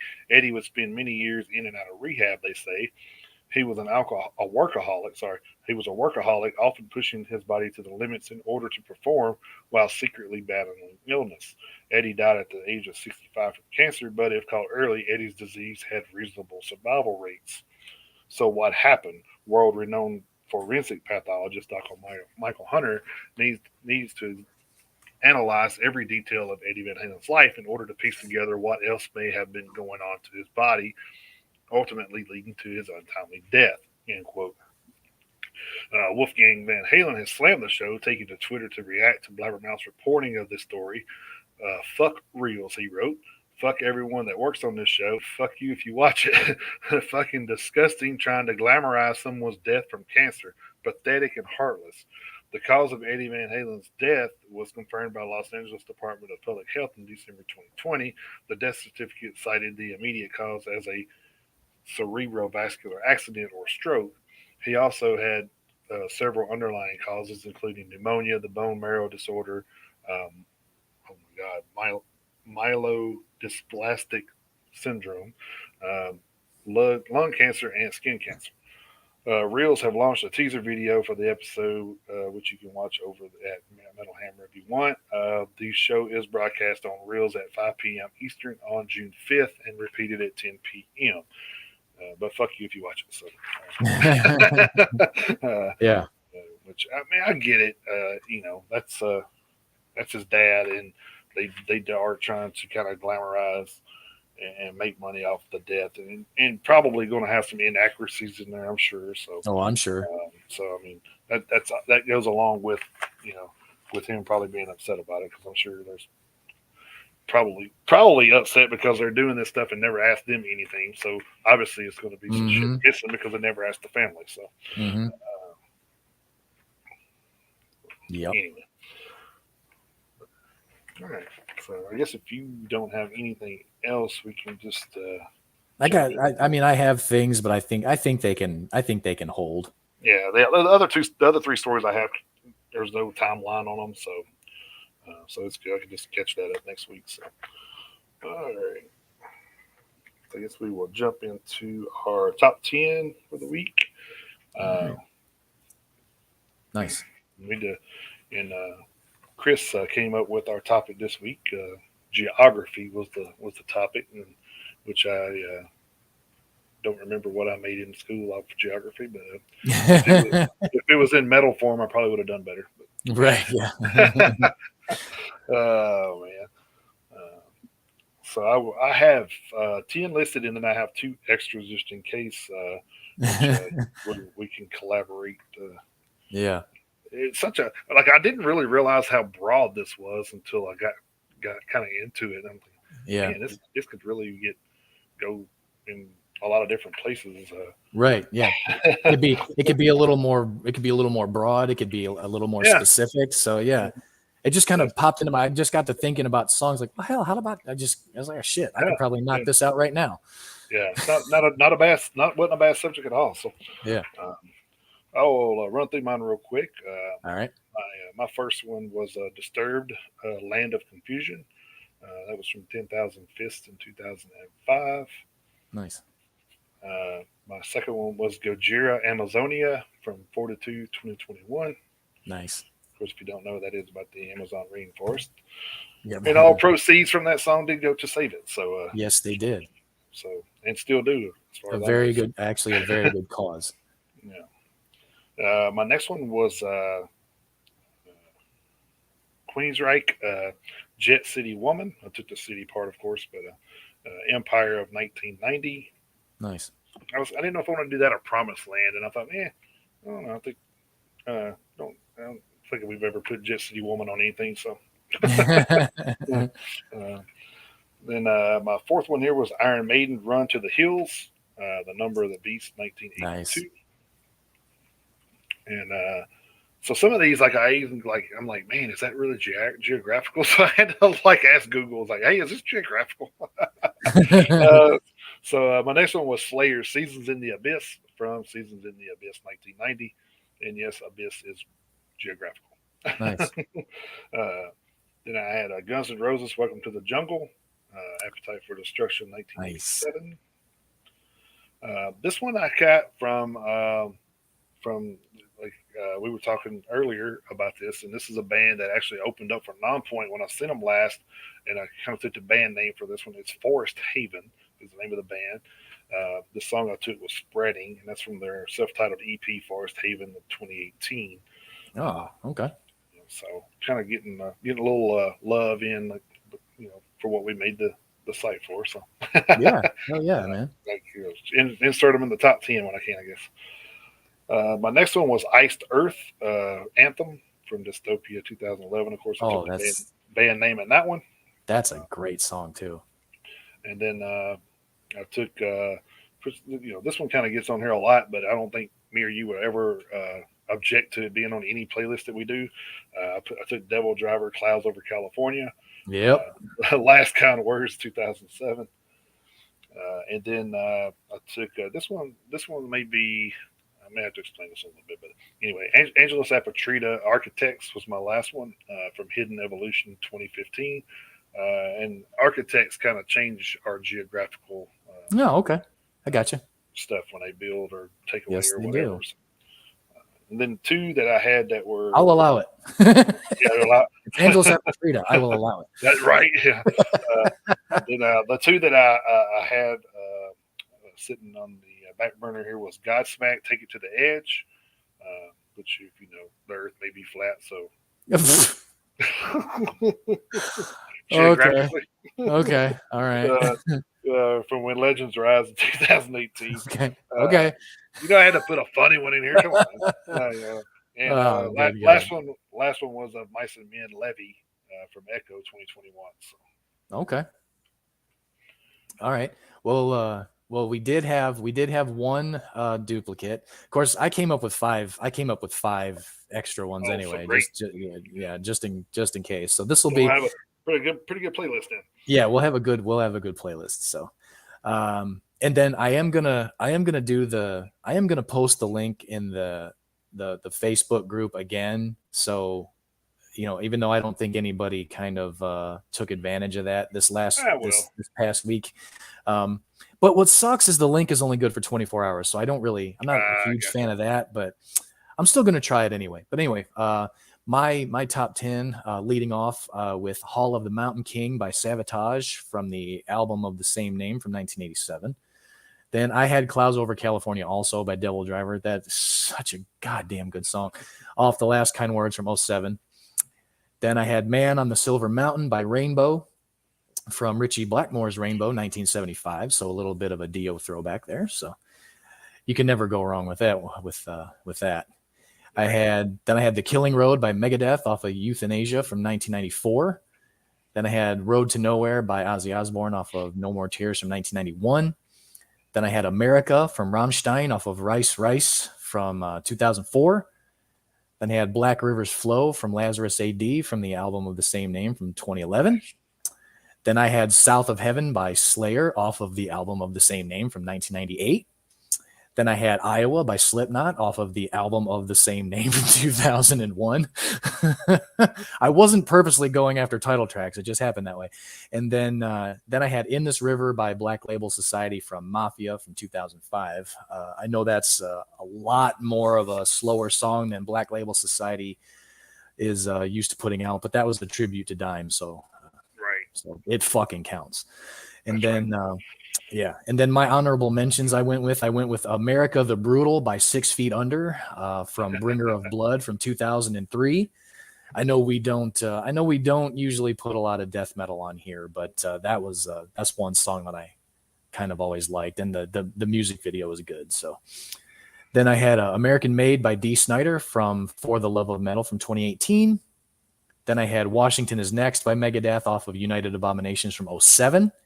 California Bleeding by Machine Head off of Catharsis from 2018. And then I had Wisconsin Death Trip by Static X off of the album of the same name from 1999. So we're gonna have to do a list, and I just now thought of it. We're gonna have to do a top 10 list of nothing but our favorite title tracks. Yeah, we could do that. Actually, I'll write this down because that's actually a good idea. So yeah, I got two more. I got two more already down, so I'll add that one to the list, and then we'll talk about that at some point. So yeah, we'll have in upwards of so instead of our normal 20, we'll have in upwards of about 30. Yeah, it'll be about 26, 27 before it's all said and done. It'll be like one of our regular playlists. I usually put 30 songs on the weekly, which I posted in the thing there. Yeah, I did the weekly, and then I did the tools from last week. So. Yeah. So we'll get that compiled and collaborated on, and then once we have it all put together, we'll get that posted at the Facebook group for you guys, for those of you who are members. And like I said, and if you're not, you need to be, because like I said, since we started doing all these albums, I started kicking back up the on the page album reviews as well. So we do need to get back to that. We have been slipping. I also have another one to post on there. I just haven't gotten around to putting it all together into a post yet, because like I said, I was prepping for this, and a lot of stuff going on around here this week, so it's been kind of busy. So, but yeah, I'll get that other one that I did last week on there, and then of course throughout the day I'll probably be listening to newer shit, some other shit from this week. So look for that throughout the week on there. So, and if you're not a member, come on over, we'll take you. Yep, that's right. Yep, you ain't got to be the last person picked on the playground anymore. So no. No, you don't. This week, album reviews, I actually got through two, and one of them's actually got a little joke to go along with that. So especially after today's interview. So not to joke on Extinction A.D. at all. No. Just it's just kind of funny how it worked out. But anyway, my first one that I did was a band called Locust Grove, the Battle of Locusts. They're a 4-piece high-energy rock band out of Oklahoma City, Oklahoma. Zane Smith on guitar and vocals. Also on guitar is Darian Thompson. Quentin Williams on bass, and Joey Mandigo is on the drums.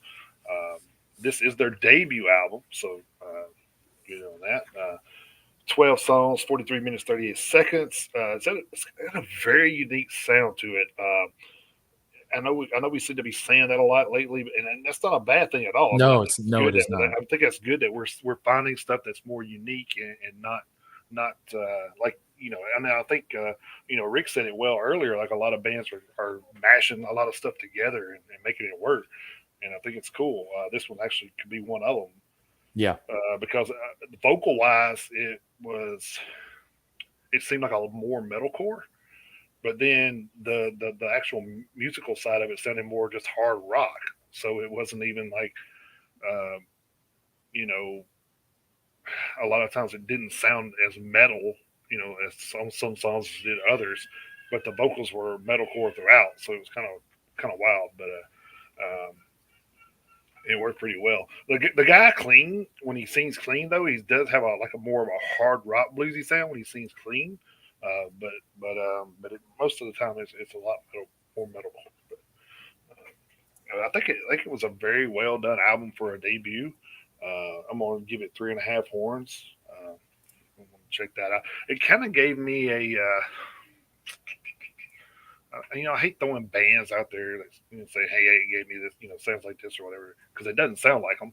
But it gave me like a hard, like a hardcore version of Shaman's Harvest, Okay. which is they're more of a bluesy type rock band. This one's a little heavier than that, of course, but that's kind of the vibe I got from it. So maybe like a harder Seven Mary 3 if you're even more old school. So Whoa. Okay. yeah. But yeah, the vocal, like the clean vocal, sounded a lot like that bluesy type rock, But like I said, the metalcore side of it definitely was a little bit harder. And then I also listened to an Antagonist AD, which we were trying to fill that AD void. Mhm. So I actually thought for a second about listening to that one myself, and I may still go back and do it. definitely do. Okay. Do. All right. This one was called Through Fire, All Things Are Renewed. Mhm. Antagonist AD was formed in 2005 by vocalist Sam Crocker and bassist Joshua Moffat as just Antagonist. They were formed in Auckland, New Zealand. So this is Nice. kind of a new one on the show here. Is the band out of New Zealand. Probably not new. Probably not anything new to New Zealand. I'm sure they got a lot of Right. metal bands there, but Now they got alien weaponry down there too. So that's right. Yeah. Current members are Sam Crocker on vocals, Matthew Livingstone on guitar, Luke Manson on guitar and bass, and Jay Morrow on drums, and Kevin Cameron on guitar. So this is the band's fifth full-length album. Here we go again with right. Yeah. 4 and 5 albums in before you ever hear of anybody. Mm-hmm. 13 songs, 34 minutes, 15 seconds. So the thing I like about this, it's heavy and in your face. Most of the songs on here are only like 2 to 3 minutes long. I was about to say, long. yeah. Yeah, and like from the guitar riff or bang of the drum, the vocals come straight in. They don't bullshit. No like intros, huh? There's no anticipation of what's going on or what it's going to be like. You know within the first couple of seconds what you get. So, Oh yeah, dude. so it's pretty badass to talk about, because like I seen it and I thought, man, this is going to be like a death metal album because it's only like 2 minutes and 30 seconds or 2 minutes and 10 seconds because but Right. no, it was wild, dude. I was like, man, this is good stuff. But Yeah, I'll check that out. yeah, I'm going to give that one 4 horns, so definitely Nice. check that one out. All right, well, awesome. Well, I was only able to get through one, but I really hate that that's usually the only thing I have time for. I really do.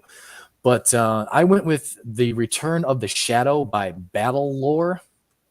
They are a 7-piece epic symphonic metal band formed in Lappeenranta, Finland in 1999.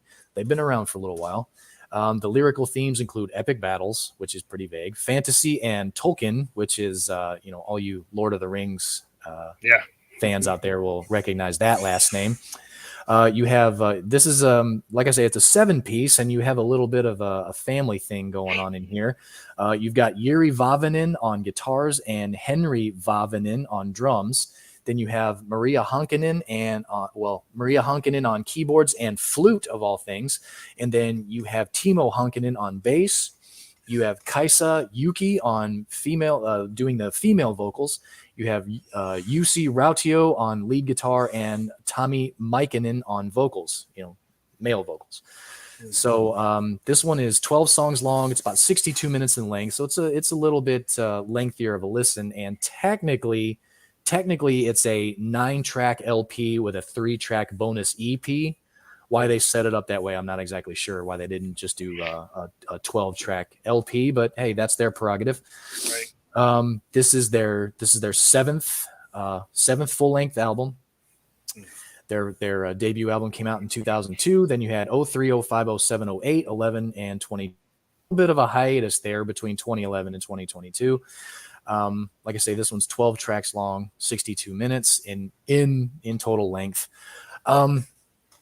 This is another one of those bands that's got, I like the symphonic metal band. I've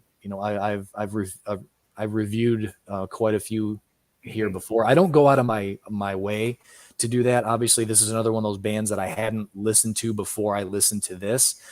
So I don't do it on purpose. It just happens that way. Luck of the draw, I guess. So this is another one of those bands out of Scandinavia that has the female and male vocalists together.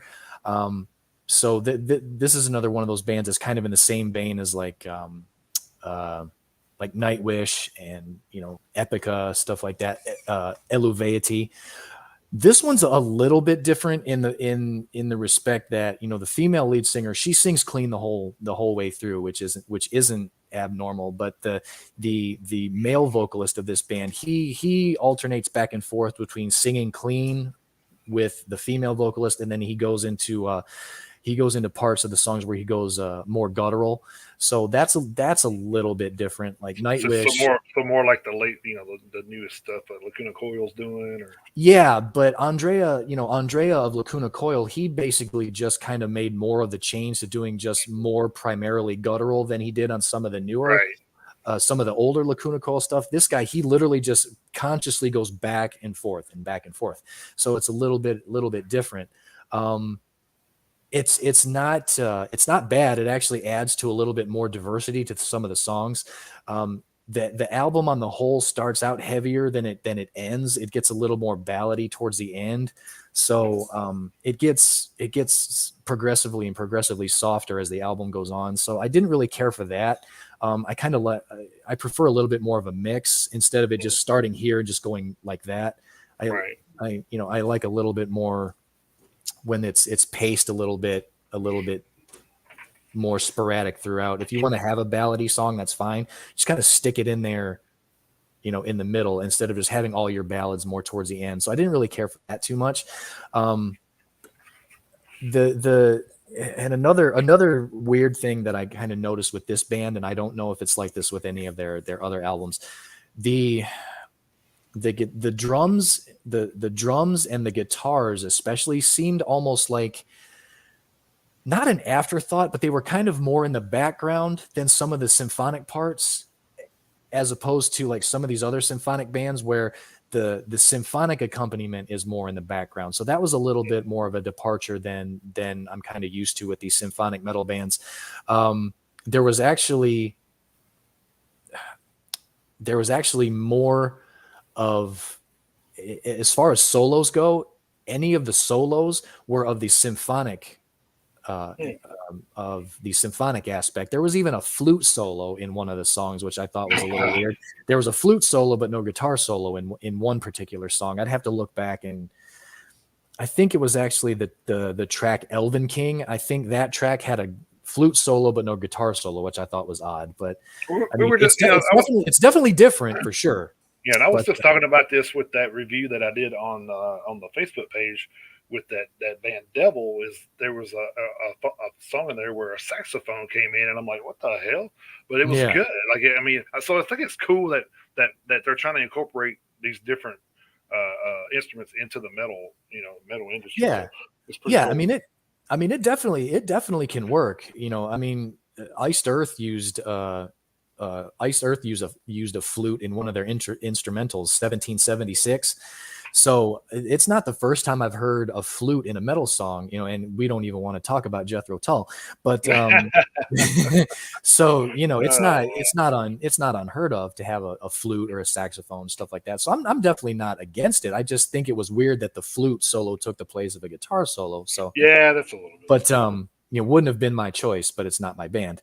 Overall, I'm going to give this one 3 out of 5. I think I would have liked it a little better had they rearranged the track listing a little bit. Like I say, they kind of put all their eggs in one basket heavy wise, kind of, like I say, dropped off a cliff as far as the heaviness for me towards the end. I did like the diversity of the vocal styles. I think the male and female is always a good alternate, but then having the male vocalist do both, so you kind of get 3 different Right. lyrical styles in that aspect. So it adds a little more diversity to it, which is nice. And the title, and let me share this album art real quick, because this album art is badass. Hang on a second. Let Well, me share it. so save that, because you know that end of the year, that's Oh, that's true. one Okay, of the yeah, things we do. One of that's the things true. we. So, I mean, you can still show it. I'm just saying, just make sure you. well, yeah, Make sure I you want to, remember that one. yeah, I want to share this particular one because it's just really cool. Hang on just a second here. Let me do this right here. All right, so yeah, this is all right. Let me try to see if I can make this bigger. That's what she said. Right, yeah. I don't know if I can actually make that any bigger, because it's a snippet. It's actually a snippet of another screen. So, Yeah. So you're probably better off taking your snip tool, snipping that out, and then blowing it up. yeah, but I mean, you can still You can kind still of, see it. yeah, Yeah, you can still see it. pretty So badass. it's actually pretty badass. So, yeah, but so yeah, there was that. So yeah, it was good. So I guess with you saying that, I'm guessing you're probably going to try to go back and listen to some of the other stuff, or to see if it's maybe a little bit more. I would like to. It'll obviously all depend on on time constraints and stuff like that. But I would like to. So all depends on how much time I have. Mhm. But if if you're a fan of like Nightwish and Epica and bands like that, this would be one worth checking out for sure. Cool deal. So Yeah. Well, I guess So yeah, that will wrap us up this week, I guess. So. yeah, and it's for just real quick. I mean, Oh I know yeah, this. yeah. I We know gotta this. go through next week. So I forgot. Yeah, I know this wouldn't be. I know this wouldn't be real quick, but as Jason and I have said, we have found a new it's heavymusichq.com. We found a new website. So for June 10th, 2022, we have quite the list. Actually, it's a shorter list than we had for June 3rd, but you've got Above and Below with Suffer Decay Alone. You have Adamantis with the Daemon Strain. That's an EP. You have American Anymen with Cities Changing Names. Attempt Survivors with Educated Hips. That's an EP. You have Barbaric Horde with Barbaric Hammerfist. Berater with Elysian Inferno. That's an EP. You have Besieged with Violence Beyond All Reason. Billy Howardell of the Perfect Circle. I just completely went blank for a second there. Billy Howardell with What Normal Was. You have Bloody Heels with Rotten Romance. Bury the Kingdom with a self-titled EP. You have Crisis Benoit with El Culto de la Muerte. You have Death White with Gray Everlasting. Downset with Maintain. Dragged Under with Upright Animals. Dust Prophet with When the Axe Falls. The Eating Cave with Ingurgitate. Sounds gross. You have you have Eggs of Gamor with Womb Spreader. Yeah. You have Exist in Ruin with a self-titled EP. You have Fluids with Fluids of Death. Ugh, man, we got some graphic album titles. Yeah, right. I'm actually scared to see some of these covers. Some of these album covers, yeah. We have Foot with You Are Weightless, Furnace with Stellarum, Future Palace with Run. Oh, come on, really? You have Goat Smegma with Goat Separatist Movement. Come on, man, really? Ugh. All righty. You have Grace with Hope. You have Heart Attack with Negative Sun. You have The House with Horror Tribute Collection. You have I with Sunir. You have Inanimate Existence with The Masquerade. Jorgen Dretvik with Psychomagy, I think. I hope. You have Juan S. Garces with Personal Warfare. You have Kardashev with Liminal Right. You have Kiss with Off the Soundboard, live at Donington 1996. And we have Creator with Hate Uber Alice. That's probably going to be the big one. You have Majesty of Revival with Pinnacle. Malfested with Unethical Creations. That's an EP. You have Michael Monroe with I Live Too Fast to Die Young. Monasterium with Cold Are the Graves. Moonring with Stargazer. Morkera with Entangled Excavations. Motionless in White with Scoring the End of the World. Museum of Light with Horizon. Mustin Kun Lapset with Surunu To. Oh God, Surunu Toha. That's a re-release. I'm not going to try to pronounce that again. You have Necromaniac with Plague Eater, Prehuman Vaults with Allegiance Divine, Saboteur with Skyga Camper, Seeds of Contemplation with Contemplations on Hidden Meanings, Seventh Wonder with The Testament, Severe Torture with Fisting the Sockets. That's an EP. Again, I can only imagine what that album cover looks like. You have Signum Regis with Made in Switzerland, Surreption with Yord, Stellar Death with Sentient, Stillborn with Cultura de la Muerte, The Tangent with Songs from the Hard Shoulder, Timoratus with My Life in a Made Metal Band.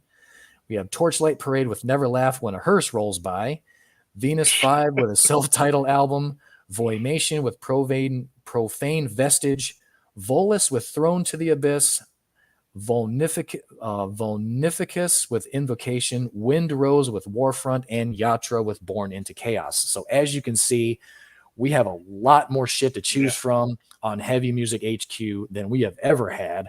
Right. So who knows what the hell we'll end up reviewing next week. But needless to say, we have our...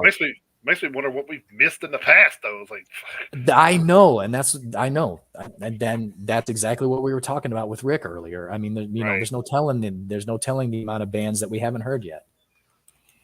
Yeah. All right, well, let's put a bow on this bad boy, I guess. We're well over a big bow for a big box. Well over a 3 hour and 3.5 hours now. So, 3.5. Oh man, but I think the only show we've ever done that's been longer was when the Metallica Blacklist came out. Yeah. It was like 4 hours or something on that one. Almost. But yeah, definitely appreciate Rick Jimenez from Extinction A.D. dropping by. That was a very, very great conversation. Yes, it was.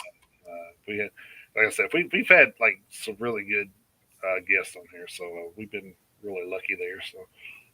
And if anybody ever says the northeastern part of the United States doesn't put out good heavy metal, they'd be fucking lying. No shit. That's like the only bands we've talked to, like really. With the exception of the Defaced in Sweden, everyone we've talked to has been from the Northeast. Mm-hmm. Yep, it's crazy. Yep. Very competitive up there, and Rick don't like that word, but right. But it seems to be that way. Yep. A lot of bands from up there. So. Yep. But yeah, I appreciate Extinction A.D. Rick from Extinction A.D. dropping by. If you haven't heard Culture of Violence yet, pick that up. Check it out. Download it. Whatever you need to do, check it out. It's a damn good album. You won't be disappointed. Yeah, probably one of my favorites so far this year. So it's definitely up there for sure. But yeah, check us out. Check us out. Check out Extinction AD. Check us out on VOPUSARadio.com, the VOP USA Radio app. Check us out at YouTube. Check us out on here on our Facebook page for all you members of the Metalheads group. There's really nowhere you can't find us anymore. And then Metalheads Unite USA at gmail.com. You can reach us there. Yeah, just want to quick shout out to everybody out there that listens to us and supports us. We definitely appreciate it more than you ever know. Hopefully we can get situated. Actually, I think I'm going to hit up that guy. I'm going to hit Extinction AD back up and get that guy's that did their logo and try to work out something with him for us.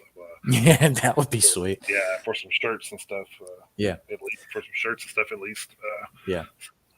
But we're definitely getting to the point where we want to do something to give back, because you guys have been very supportive of us, and we so much appreciate it. Hopefully, you guys are taking something from the show and learning some new bands. And and we're still very humbled by like the numbers that we've been pulling in. It's crazy.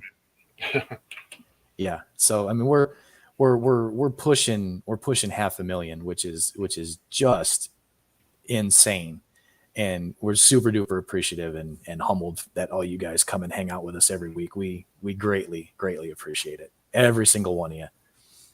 even if we do, talk you through breakfast and lunch. So Hey, uh, we may have to start packing a lunch ourselves, because I mean, yeah, right. Yeah, I'm just eat a sandwich on the show. Yeah. yeah, 'cause I'm hungry. Yeah. Uh, all right, guys, we will wrap this bad boy up for this week. Hope you guys enjoyed the interview. If not, you can go back and check that out on YouTube, Twitch, or all of our other podcasting outlets and video outlets that we have. Yeah, check that out. Very good interview. I enjoyed it. Yeah. Good. He's a cool dude, just like everybody else has been. I think we've learned a lot about the inside of the business in the last couple of interviews that we probably didn't before. But yeah, man, it's crazy business. So all right, man. Thank you guys for stopping in. Hope you guys can see you back right here next week. We'll get back to our regularly scheduled programming. That's right. For at least 1 week. Who knows? Yeah, man. We still got some avenues that are open. So who knows when they'll come up? Say we have some interest. We just haven't got any concrete dates yet. So maybe something to come across and be like, hey, we can do it this week. Then we'll have to situate and prepare for a different show. But we're going to prepare for next week like it's our regularly scheduled programming. Yep. So, and we may actually have something. We may actually have something exciting in the works for the end of June here locally that we may share with all you guys. Right. So that's something we're working on too. So cool. All right. Up until then, I hope you guys have a great week. Keep those devil horns held high and jump in that pit anytime you can. See you guys. Thank you guys. Have a great week, everybody.